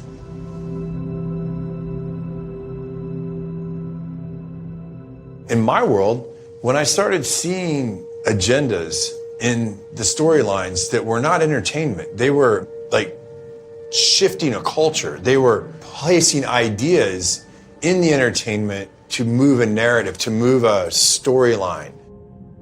The reason messaging is so important is because if you have control of messaging, you can manipulate, you can unite, which is what we try to do, or divide societies. I was recruited to go work in intelligence. And as I started doing that, it just felt natural to me. And it was a way to serve my country, and it was also a way to help other people. is the big We touched on psychological operations and Out of Shadows, but we've gone deeper. These types of operations didn't just go away, they continued to evolve in step with technology. Or that he's trying to undermine the media, trying to make up his own facts, control exactly what people think, and that is our job. That is our job. That is our job. Our job. I went on a journey to talk to the best people at the highest level of psychological operations in the world. Psychological warfare is the most powerful type of warfare that can be implemented in a battle. Basically, a psychological operation is an operation intended to influence a target audience. In the past, during other generations of war, we're in the 5th generation of war now, but in other generations of war, PSYOP has always existed. The difference is, in today's world, it's no longer an ancillary supporting task or part of an operation. It's not ancillary, it's not supporting anymore. Now in the 5th generation of warfare, the PSYOP is the primary objective. When we talk about generations of war, it's no different than talking about generations of people. Just like we have boomers, Gen Xers, millennials, so on and so forth, we also have generations of war. In the first generation war, we have pre-gunpowder. That's where you're seeing stuff like Leonidas, and you're seeing folks out there with swords, and they're whacking each other, on fields. And then you go into post-gunpowder. Now you're seeing guys in the same fields, except now they're shooting each other and bayoneting each other. We get into the third generation of war, now we're bringing on things like aircraft. We're bringing on things like trench warfare, bringing on things like machine guns. Now things start getting very intense. We're also bringing in nuclear power at this point in time. Fourth generation of war, now we've got not just countries fighting each other, but now we've got state and non-state actors with NGOs. Terrorism starts coming into play. It's this organization working for this country, infiltrating another country, and making the populace change. Now in 5th generation of war, everybody's separated. There are no lines to fight on. But the cognitive battle space in each country is being fought over. The U.S. is trying to infiltrate other people's populace. Other people are infiltrating our populace. And it's all done through primarily social media.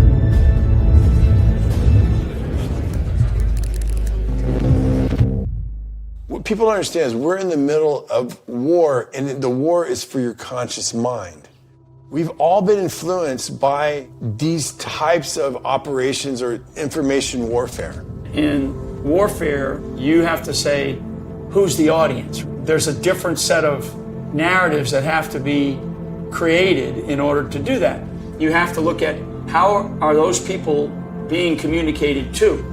So some of the planning would be immediately take over the radio stations, right? In the days of yore, and take over the TV stations, and you would literally maybe even the telephone networks, if they had telephone networks, right? Ultimately, it's about conducting influence operations to get people to start thinking a certain way so you change their attitude towards a certain situation, which in turn changes their behavior altogether. It could be something as simple as mine awareness. You want to make sure that civilians and little kids aren't walking up on mines, getting themselves blown up.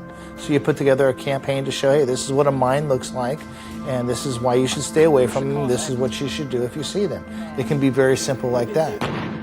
Psychological warfare is the most effective and preferred type of warfare. It's what we call 5th generation warfare. Churchill saw this early on. Once we had weapons of mass destruction and people could literally annihilate entire populations, he recognized that there would have to be something that came about more powerful than that.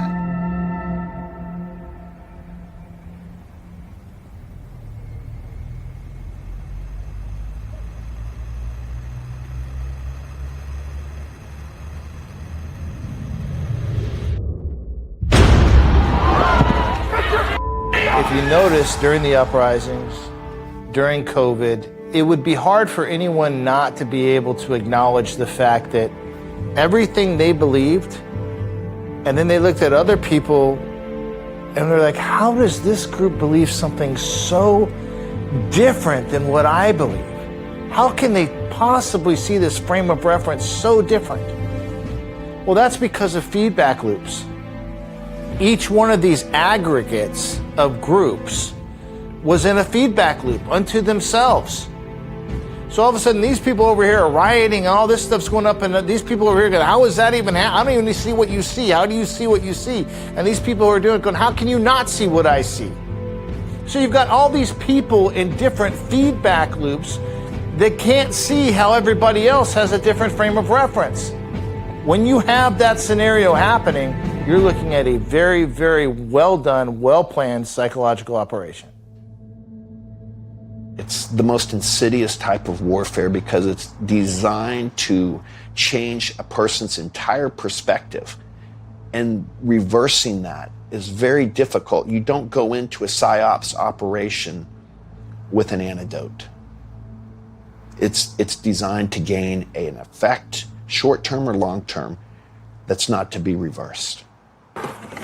There is another very important phase of warfare. It has as its target not the body, but the mind of the enemy. Ad agencies were born and baptized in the fire of psychological warfare. Propaganda has been used all throughout history to influence the masses.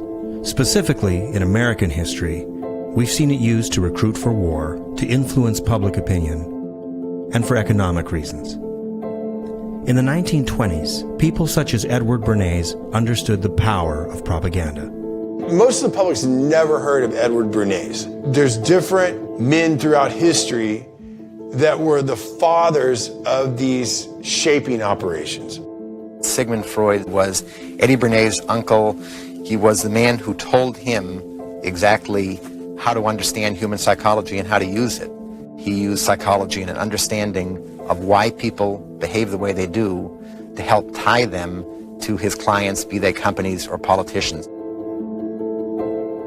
Edward Bernays understood the hive mind, that you could use people's hidden desires to motivate and move the masses in any direction. In his book, Crystallizing Public Opinion, Bernays says, "A crowd does not merely mean a physical aggregation of a number of persons. The crowd is rather a state of mind." You don't even know these people's names, and these are people that have influenced your entire lives. They've influenced our entire culture. Edward Bernays, the reason we eat bacon and eggs is because of Edward Bernays. He's the reason 9 out of 10 doctors say. I mean, he was the guy who came up with all this stuff. The fascinating thing about Edward Bernays is he has a nephew named Mark Randolph. And Mark Randolph was one of the co-founders of this little company called Netflix. What other company today has more influence over our culture than Netflix? These techniques are so consistent because human nature doesn't change and history is linear. And so if you want to change history, you don't change it by changing human nature. Advertising is based on one thing: happiness. And you know what happiness is? Happiness is the smell of a new car. It's freedom from fear. It's a billboard on the side of the road that screams with reassurance that whatever you're doing, it's okay. So now these tools can be used for good or bad. Hollywood, advertising, music, sports, gaming, social media, all of those things are tools. All those things are tools that they use to message. Now, are they good or bad? That depends on who's behind the message. And that depends on who's driving the narrative. And that battle's been going on since the beginning of time. Media is more of a short-term or acute tool. So you can use it to start shaping, amplify it, continue it, or change it. When you're talking about using the media, that's something that you shape the media to do the shaping that you want. And that shaping may be by instilling the people you want there or getting the people that are there to do what you want them to do. So you have to pre-shape the shaping, or what we call prep the battle space for an information war.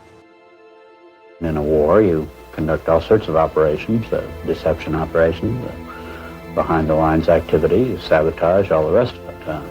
And I was involved in that, and the OSS was involved in that. The CIA, from the very beginning, at least as early as 1951, has used the information that it has collected in order to penetrate and to manipulate the institutions of power in whatever country it is operating. The film industry signs up in the campaign to help answer communist lies. Mr. Cecil B. DeMille says, Signing the Freedom Scroll today will cost you less than a minute of your time. Let it be your firm commitment to this warfare for the minds of men. When we, the CIA, wanted to circulate disinformation on a particular issue, disinformation is not necessarily a lie, it may be a half-truth. And we would pick out a journalist. I would go do the briefing and hope that he would put the information in print. It's my view, and it's supportable by all the evidence we see in the Church Committee report, the Pike Committee report. The CIA is not an intelligence agency. It's a covert action agency. Covert action being overthrowing or supporting foreign governments.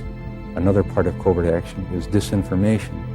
And the American people, in my estimation, are the primary target audience of the agency's disinformation operation. And I view Vietnam, the entire Vietnam War, was brought to us, sold to us, by agency disinformation operations. When I say us, I mean the American people.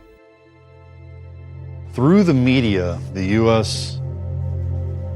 government was pushing their narrative upon the American public, being there on the battlefield with the media, pushing these false narratives. It was the first time in my life that I had really felt duped. Clearly, the information coming in was raw, and that information was being used in a way to psyop the United States of America. Right? They're convincing people things in the war that are happening that are not happening. Like, for example, Hillary Clinton landing under the sniper fire to make her out like she was some hero, willing to risk her life to fly into Bosnia. I remember landing under sniper fire. There was supposed to be some kind of a greeting ceremony at the airport, but instead we just ran with our heads down to get into the vehicles to get to our base. And the funny thing is, if you've watched the videos of that, when she lands, there's a bunch of little kids giving her flowers. There was no sniper fire in Zagreb. Did she just make that up? Completely made that up. I remember landing under sniper fire. We basically were told to run to our cars. Now that is what happened. The news stations have now become churches, and people push their message through their pastors of that news station. And it doesn't matter what news station it is. You've got news stations on the right, you've got news stations on the left.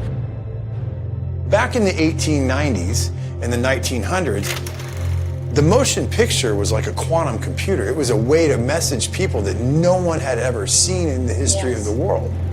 So if you are going to utilize this tool to form and shape narratives to the population, because you know if you can control story, you can control the population. What were the companies that were first formed, and what were they called? There was ABC. This is ABC, the American CBS. Broadcasting Company. This is the Mutual Broadcasting National Broadcasting Company. This is NBC, the National Broadcasting Company. This is CBS, the Columbia Broadcasting System. So what do those sound like to you? Have you heard of like the FBI, the NSA, the CIA, the DIA? What are those called? Three-letter agencies? So if you were setting this up before anybody even thought about any of this stuff, and you needed companies to gather information or put information out, you would create networks. Just like you would create Facebook, Twitter, Instagram. So because you want to control both sides of the narrative. So when you're in the intelligence world and you are needing to gather information or put stories out, what do? You hire agents to recruit assets or people to work for you to do whatever you're trying to set up. So what, if you're a journalist or you work for one of these companies, who do you have represent you? An agent? Have you ever looked at the agencies? No. I have. CAA, UTA. More three-letter agencies. UTA was mine. Same with me. As soon as I put out a shadows out, done. Just step back for a minute. Just step back and go, Okay, to work in these media corporations or work anywhere, you have to have an agent represent you. Why? Because they have to manage you. Because they need to manage the people that are working in media. So you can't just, they don't just give you a platform and just let you go do what you want to do. Wow. You're making me look at it all that 18 years in a whole different way. I remember my boss at 60 Minutes saying, why did your agent call me? I don't want to hear from your agent unless we're negotiating your contract. Why do I need to talk to them? I can just talk to you. Now I understand why he rebelled against that, right? Because he's like, what has it got to do with your agent? Let me go a little further. Yeah, not really, but if you insist. Well, I'm just saying, you're the pro of pros, and I'm sitting back and these dots have all come together, and I'm like, the agent's my handler, my control officer. Half a crying in a bucket.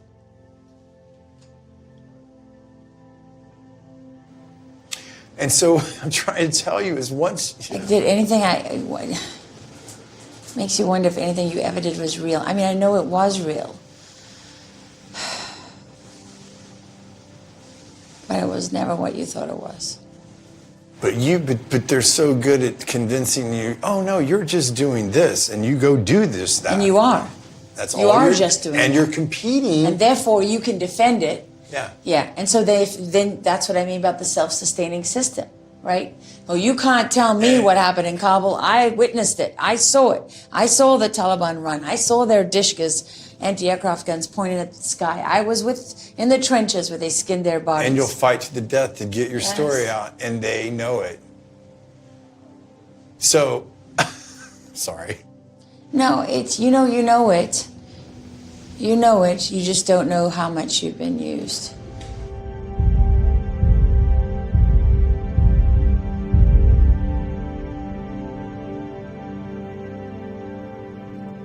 Do you think I don't know these people? I'm not looking at this from the outside. I have a lot of experience. I know she's married to a CIA agent. Do the math.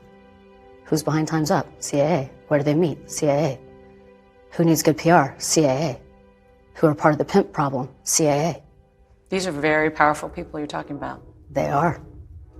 So am I. Some of you may not have realized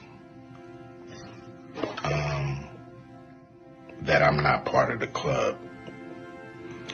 And what I realized with the club is what makes them so mad is when you don't want to be a part of the club. That pisses them off. What club am I talking about? I'm talking about the club of gatekeepers that we all got to deal with. You know who they are, and they definitely know who they are. A lot of people would be like, what, who? Come on, man, stop playing. If you ask most people what their number one fear is, what do you think it is? Most people's number one fear is public humiliation, okay? I don't give a anymore. I'm not afraid of it because I've had plenty. And now it's just time for me to say I'm tough, because what does not kill you makes you stronger. We communicate with story. And so psychological operations are to control your story. They manage your fear, and they use fear to control you. Obviously, fear is a very powerful emotion. Fear is something that in intelligence is like a spice in a food. If you use too much of it, you'll shut someone down. I mean, they won't function, they won't be able to do anything. If you use too little, they'll blow it off. It's not going to change their pattern. But the idea is applying enough fear to where you can get the desired results you want. And usually when you utilize fear, you want to bring out fear in the initial stage where people get very concerned and you start to create a movement or a pattern. And then you feed their dreams, or where you tell them their dreams should be. And at the same time, you begin to starve that fear as you feed their dreams, because ultimately you want to drive people to the end goal that you're trying to create. And so you do that by feeding their dreams and starving their fears.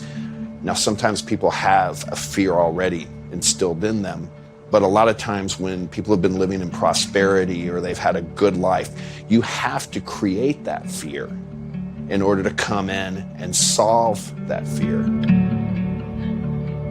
Polarization is the manufactured sense of life and death. If I can get you polarized, if I can get your thinking to become polarized, basically we're skipping over your ability to critically think about it because we're going right to the emotions.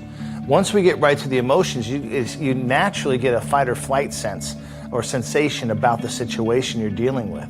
Once we get you into that fight or flight sense, because you are polarized, logical thinking now goes out the window, and now you'll actually protect that thought, you'll protect that belief, because believing that it's a life and death situation, if you don't support that belief, it may equal your demise, or demise to your family, or demise to your country. So we always want to get people to the polarization phase. We'll dial this way back to something we can all kind of relate to as a kid. I think most people as children, as you're growing up, believe that at some point in time there's a monster under your bed, or there's one in your closet. And you lay in your bed and you're afraid that there's something in the closet. You won't open up the door. Your parents can come in and say, logically there's nothing in your closet. But it takes a minute for that child to even believe a parent, a trusted source that is there to protect them. The child will still be afraid of that boogeyman in the closet, because now they've jumped over what is logical, they've jumped into their fear space, and they're talking about something that now they are dealing with a life and death situation in their own mind. So this is the thing with adults in every region of the world. If you can convince them that there's a boogeyman, they are still going to doubt even their parent who says there's not.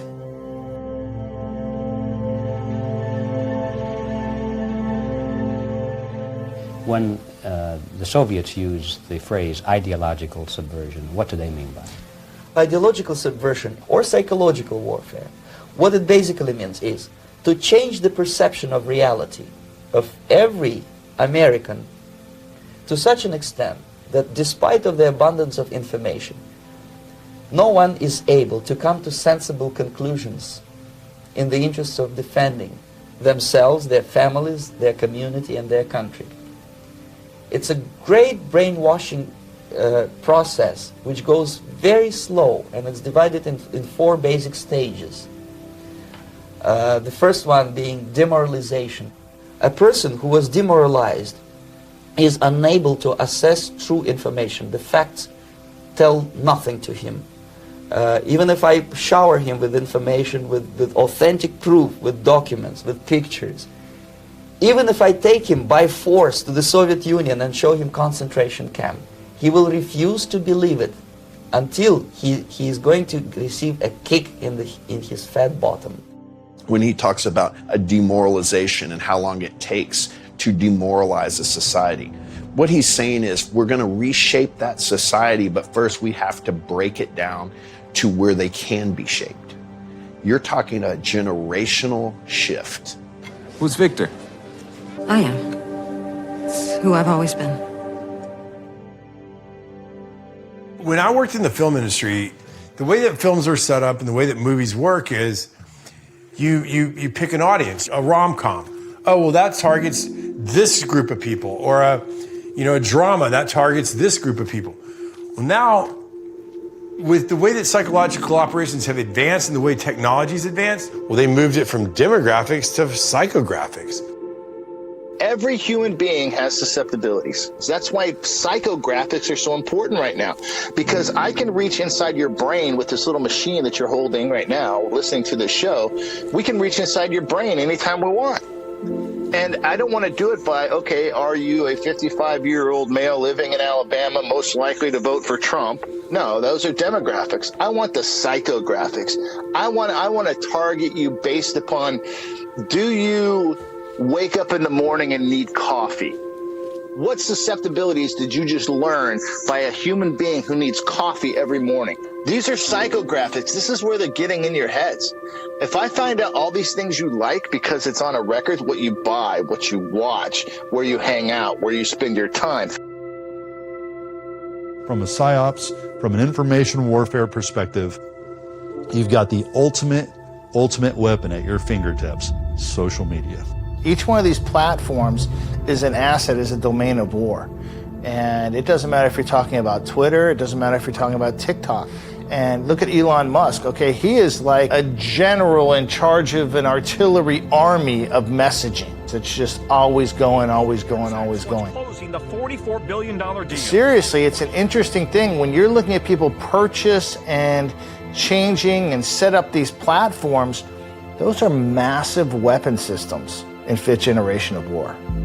Social media, I always thought of it as social media. I never thought of it as an intelligence gathering operation.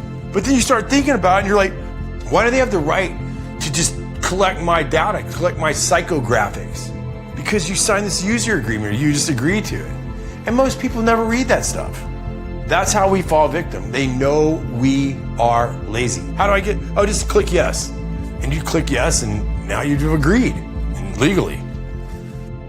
Well, the information that we plug into the system willingly, there's a place in Utah called Bumblehive, and it's a facility you could look up. And this is the scary thing. This is the thing that I don't think the population understands.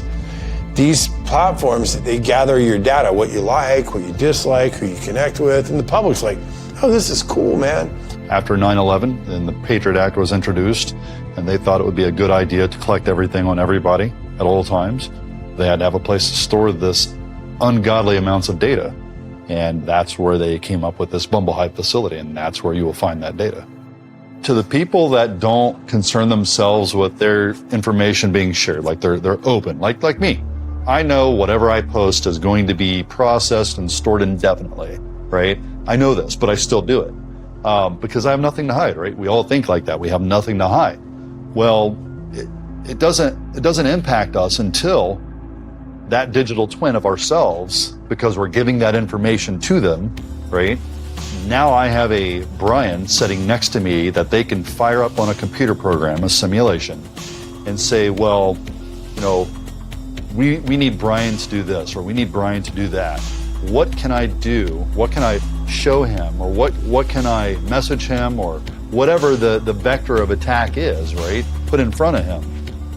What can I do to change his thought process or to manipulate him to do this or that?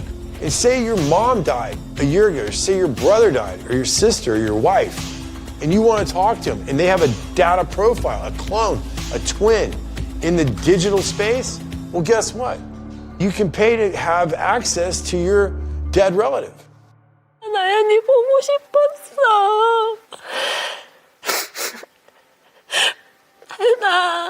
나연이 잘 있지? 맞아. 우리 엄마 그러는 거 좋아했지?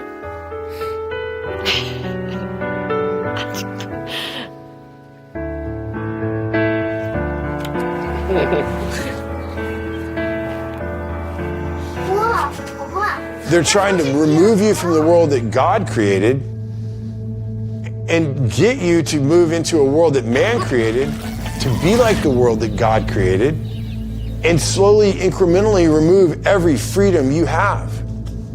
So you have nothing. A part of that plan, of course, is to induce the gradual surrender of American sovereignty, piece by piece and step by step, to various international organizations, of which the United Nations is the outstanding but far from the only example. And now then, because we are introducing this amazing item for the first time in this country, it isn't going to cost you 1 cent. All you have to do is sign this little scrap of paper, and you get your bottle absolutely free. I hereby turn over to ISM Incorporated everything I have, including my freedom and the freedom of my children and my children's children, in return for which said ISM promises to take care of me forever. If the American people were to pay attention to what's going on right now, this would stop immediately. This president sees this episode as the first test case, as the first example for the new world order he is trying to organize. We're here for more than just the price of a gallon of gas. What we're doing is going to chart the future of the world for the next 100 years. This new world order we're attempting to establish, the United Nations, is supposed to play a role and fulfill a function, and wherein we, it seems to me, in our own interest, national interest, should be contemplating participating. All of these social constructed operations that were financed by BlackRock or Arabella or whoever, like you said, World Economic Forum, Bilderberg, Council on Foreign Relations. Yeah, I mean, they're very real. These are, all the ones you mentioned are just, these are real things, real with, and they have real people behind them. And they have an idea about the future. What's interesting and fascinating now is that they're not hiding it. Not at all. Not at all. So they're pretty out front, pretty blatant about what their ideas are and what their goals are and what they're trying to achieve and how much they're trying to achieve and in what period of time they're trying to achieve it. They're not hiding it. We have all this still myth of free will, that everything we choose is of our own free will. And this is a myth that served us well for a couple of centuries, but now it's becoming dangerous. Just as God in the Bible designs and creates animals and plants and humans according to his wishes, now we are learning how to design and create life. Humans are now hackable animals. The whole idea that humans have, they have this soul or spirit and they have free will and nobody knows what's happening inside me. So whatever I choose, whether in the election or whether in the supermarket, this is my free will, that's over. Science is replacing evolution by natural selection with evolution by intelligent design. Not the intelligent design of some god above the clouds, but our intelligent design and the intelligent design of our clouds, the IBM cloud, the Microsoft cloud, these are the new driving forces of evolution. We are probably one of the last generations of Homo sapiens, because in the coming generations, we will learn how to engineer bodies and brains and minds. We have to mentor the population and to show through our good examples that the future requires this change, and the change at the end ultimately will be beneficial for them. Because they're so visible, because they're so public, there's no more conspiracy theory argument, because in the past, and really only a couple of years ago, if you raised some of the names that you mentioned, the media, the big media, would attack and they'd say, conspiracy theorists, conspiracy theorists.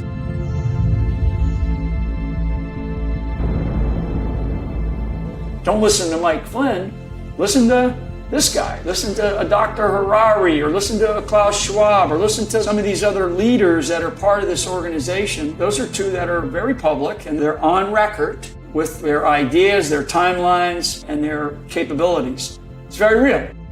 Our life in 10 years from now will be completely different, very much affected, and who masters those technologies in some way will be the master of the world.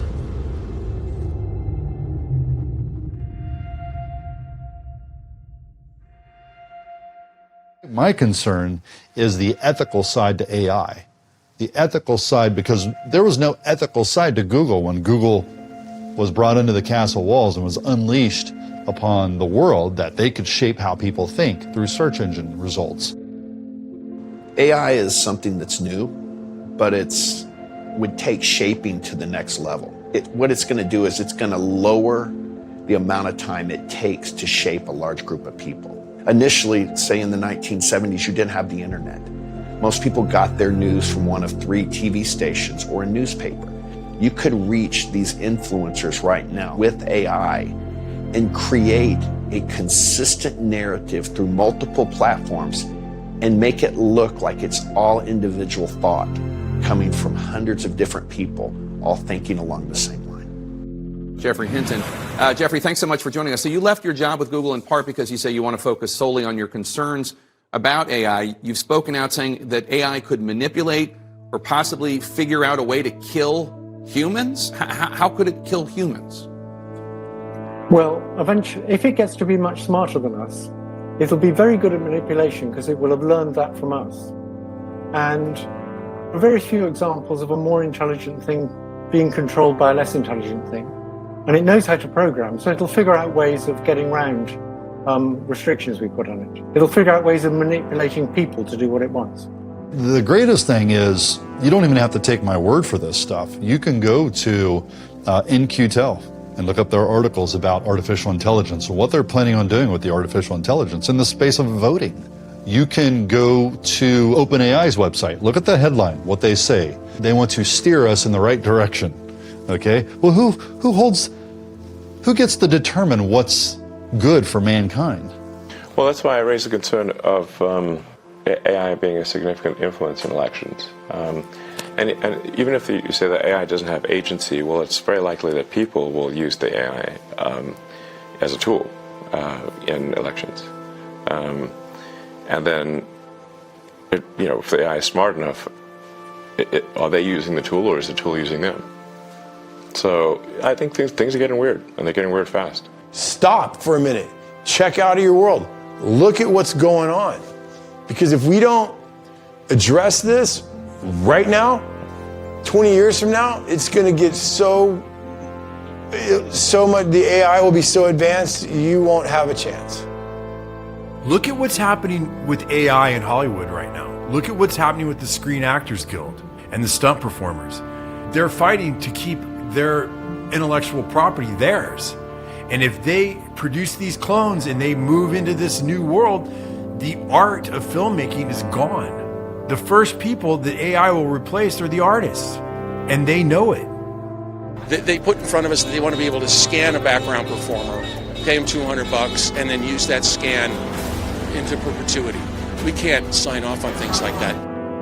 What scares me about AI is when it begins to pretend to be a creative opportunity. Now, how exactly will the future masters of the planet look like? This will be decided by the people who own the data. Now, why is data so important? It's important because we've reached the point when we can hack not just computers, we can hack human beings and other organisms. You got to make a choice, because whether you want to make this choice or you don't want to make this choice, this choice is going to be made for you or your children or your grandkids in the near future. They're showing you what they're doing. They're telling you their agenda. They want to control the entire world and take away your freedoms. And you have a choice. Noel Harari got it wrong. We do have free will, and we do have a choice, and it's not too late. You gotta understand, that's the reality they want us to believe is coming. They've had control of our story and messaging for so long. When Noel Harari says, oh, there is no more free will, they're trying to demoralize us. They're trying to convince us that it's inevitable. The reality that they're talking about is coming. Wrong. Now we know as technologists, as ethical technologists, we understand there has to be ethical constraints put on AI. There has to be. And it has to be at a global level. You think the Chinese government care about ethics and their machines that run their wars? Absolutely not. I respect China's achievements, which are tremendous over the last over 40 years since the opening up and policy and reform policy came into action. I think it's a role model for many countries.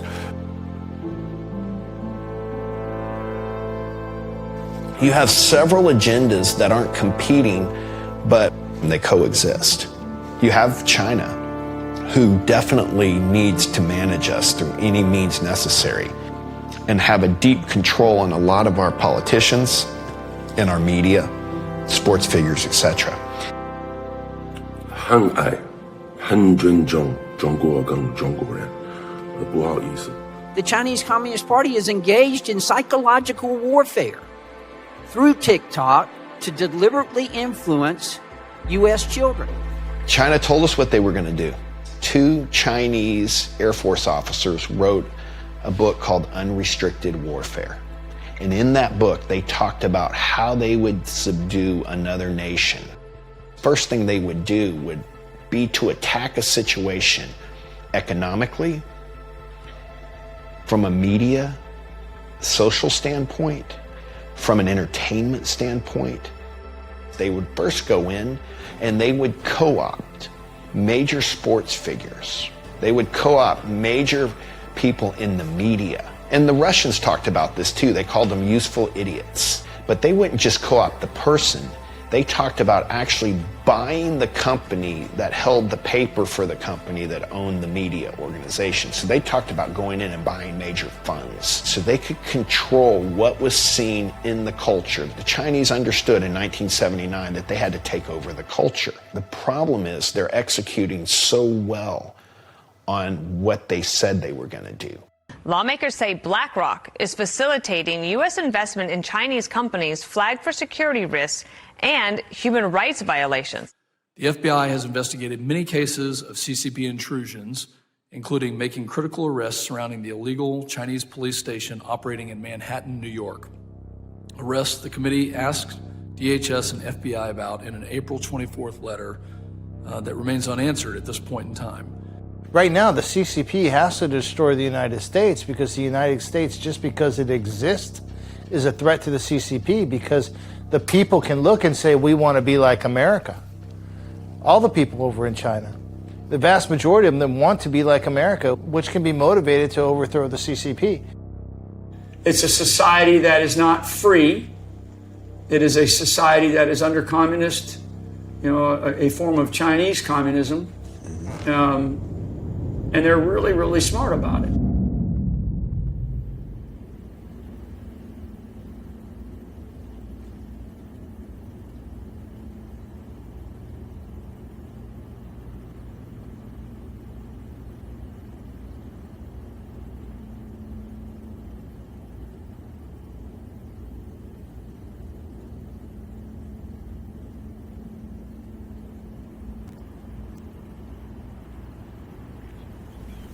Who's to say that the boy would be happier your way or mine?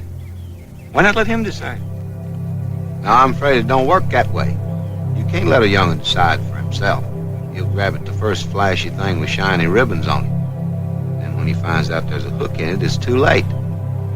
Wrong ideas come packaged with so much glitter, it's hard to convince him that other things might be better in the long run. All a parent can do is say, wait, trust me. Try to keep temptation away. That means that you're inviting me to leave. That's right. Well, you're wearing the badge, so I leave. It wasn't so difficult. Your problem solved. That's where you're wrong. That boy thinks just about everything you do is perfect. So my problem's just beginning. Left behind an awful lot of unscrambling to be done. Look, it's not your fault. It's not your fault you can't see it. These operations are completely designed for that purpose. You are not supposed to be able to see it. We've all been deceived. It's not a matter of, I got to take an ego shot because I've been deceived. Well, I've been deceived. You've been deceived. We've all been deceived. But to really, harness your human nature of not wanting to be controlled by other people, regardless of even if you agree with who these people are or what they believe. Nobody should want to be controlled by other people. Maybe it's great for you today. Tomorrow it may not be so great for you. Most people, Mike, only care about what's 50 feet from their door. I use it metaphorically these days because, what's 50 feet from your door is what most people concern themselves with. I think General Flynn's talking about the physical domain threat. From a cyber standpoint, people don't even perceive it as a threat. Well, if so, how do you sustain a business model in which users don't pay for your service? Senator, we run ads. People know they're being monitored and tracked because they open up their social media and there's the thing they were just talking to their spouse about buying. But they accept that, you know, because of inconveniences. The choice you're gonna have to make is, do I continue to be programmed with the media and information that I receive, or do I put a hold on for a second and say, no, I'm gonna program myself. I'm going to do other things. I'm not going to just listen. The lie that we're being told is technology's our freedom. And the reality is technology's our prison. You gotta get uncomfortable. You're gonna have to get uncomfortable. You're gonna have to get involved. You're gonna have to do things out. You're gonna have to go and go, wait a minute. You know, everybody wants to work out. Everybody wants to go do all these things and get their bodies in shape. And they always have these goals and they never do them. They know that. It's the same thing. They know that most people won't get uncomfortable. And by the time you realize it's happened, it's too late. You've lost all your freedoms. You're gonna lose things that you think you're always gonna have, and it's just gonna go away, and there's gonna be no one to call. Your leftists in the United States, all these professors and all these beautiful civil rights defenders, they are instrumental in the process of the subversion only to destabilize the nation. When their job is completed, they are not needed anymore. They know too much. Some of them, when they get disillusioned, when they see that Marxist-Leninists come to power, obviously they get offended. They think that they will come to power. That will never happen, of course. They will be lined up against the wall and shot. We need to be self-reliant, like right now. Right now. You're going to see more and more people pushing towards that global communism, towards that great reset, all the things that go with that. And I see the people of not just the United States, but around the world are saying, you know what, I'm going to make myself more self-reliant. I'm going to have my garden. I'm going to have my meat source. I'm going to have my circle of trust where I know I can count on certain people so I don't have to rely on the government. They want you to tune off. That's right. Tune it down, right, or turn it off, and just do what we tell you to do. Right? Don't get involved. Go and be that guy that says, I don't do politics. Yeah. I don't vote. I don't do any of this stuff.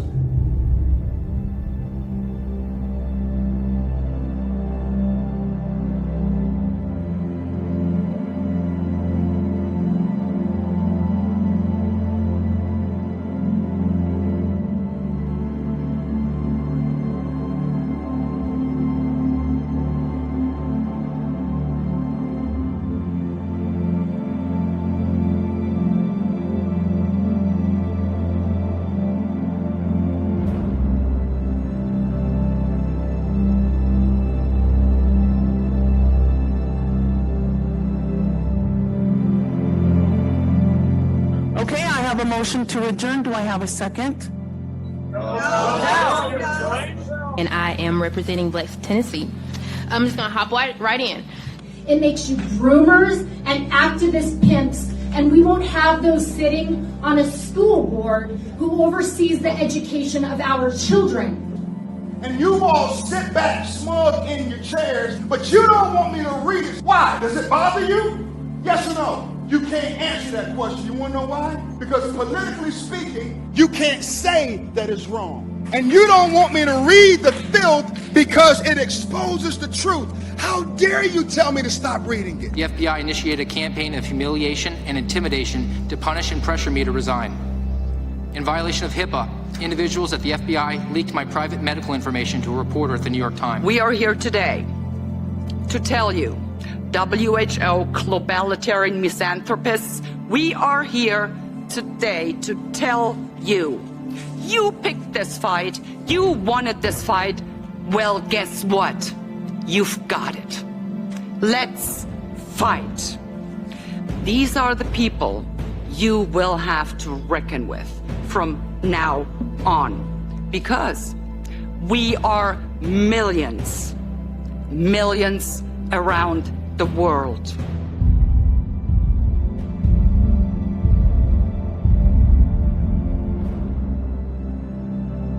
And so, my fellow Americans, ask not what your country can do for you, ask what you can do for your country. This Benjamin Franklin quote always rolls in my head, is that this resistance, this rebellion against tyranny is obedience to God.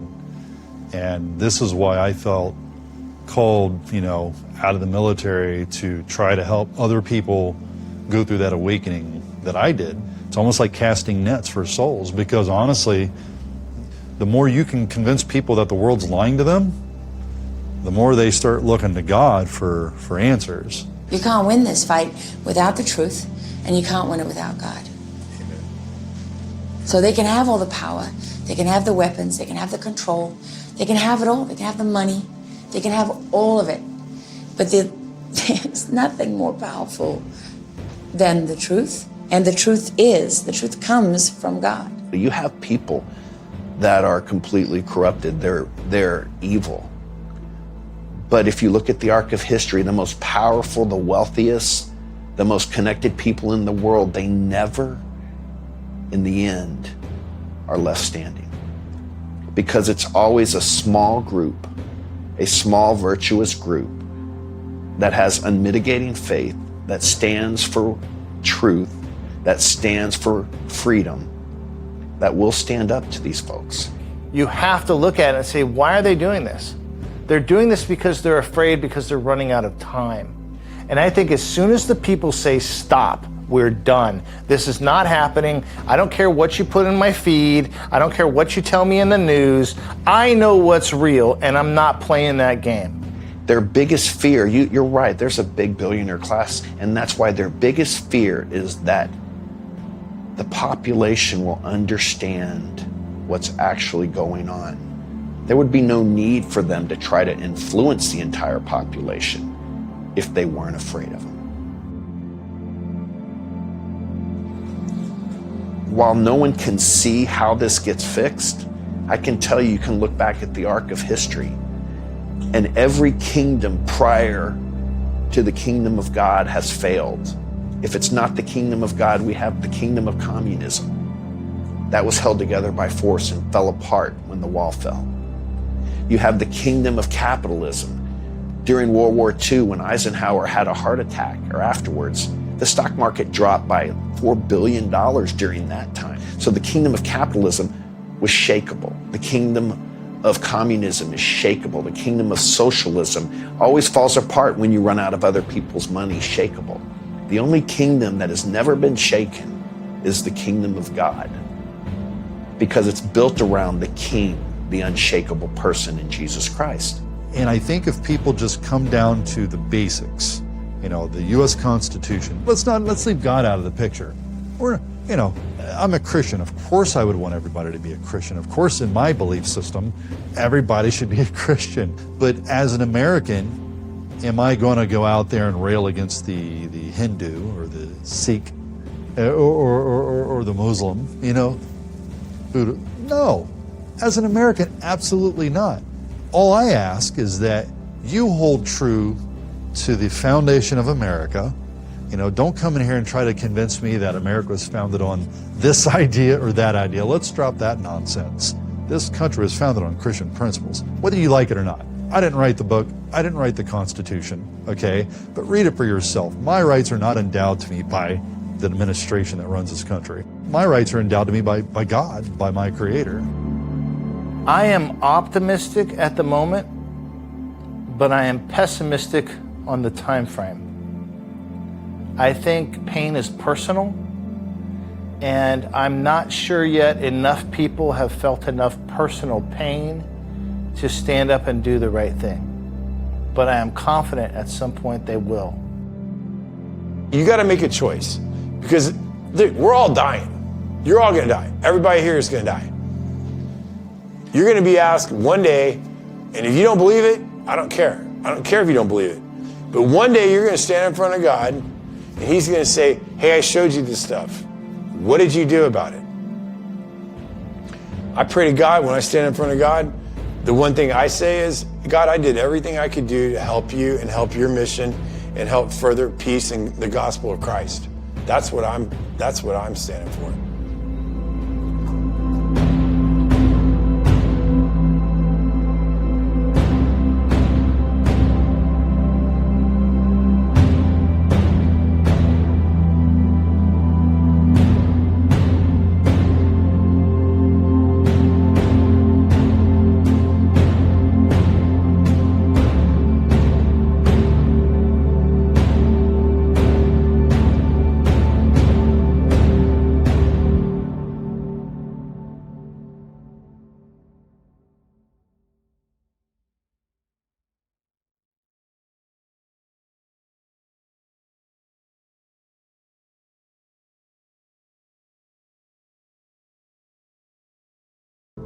Thank you for taking the time to watch this film. I want to remind you that freedom isn't free, and it often comes at great personal cost. It takes courage to stand up and speak out and to get involved. But if you've enjoyed this message and you'd like to share it with a colleague, a coworker, a friend, or a family member, please purchase a code and pay it forward. Thank you.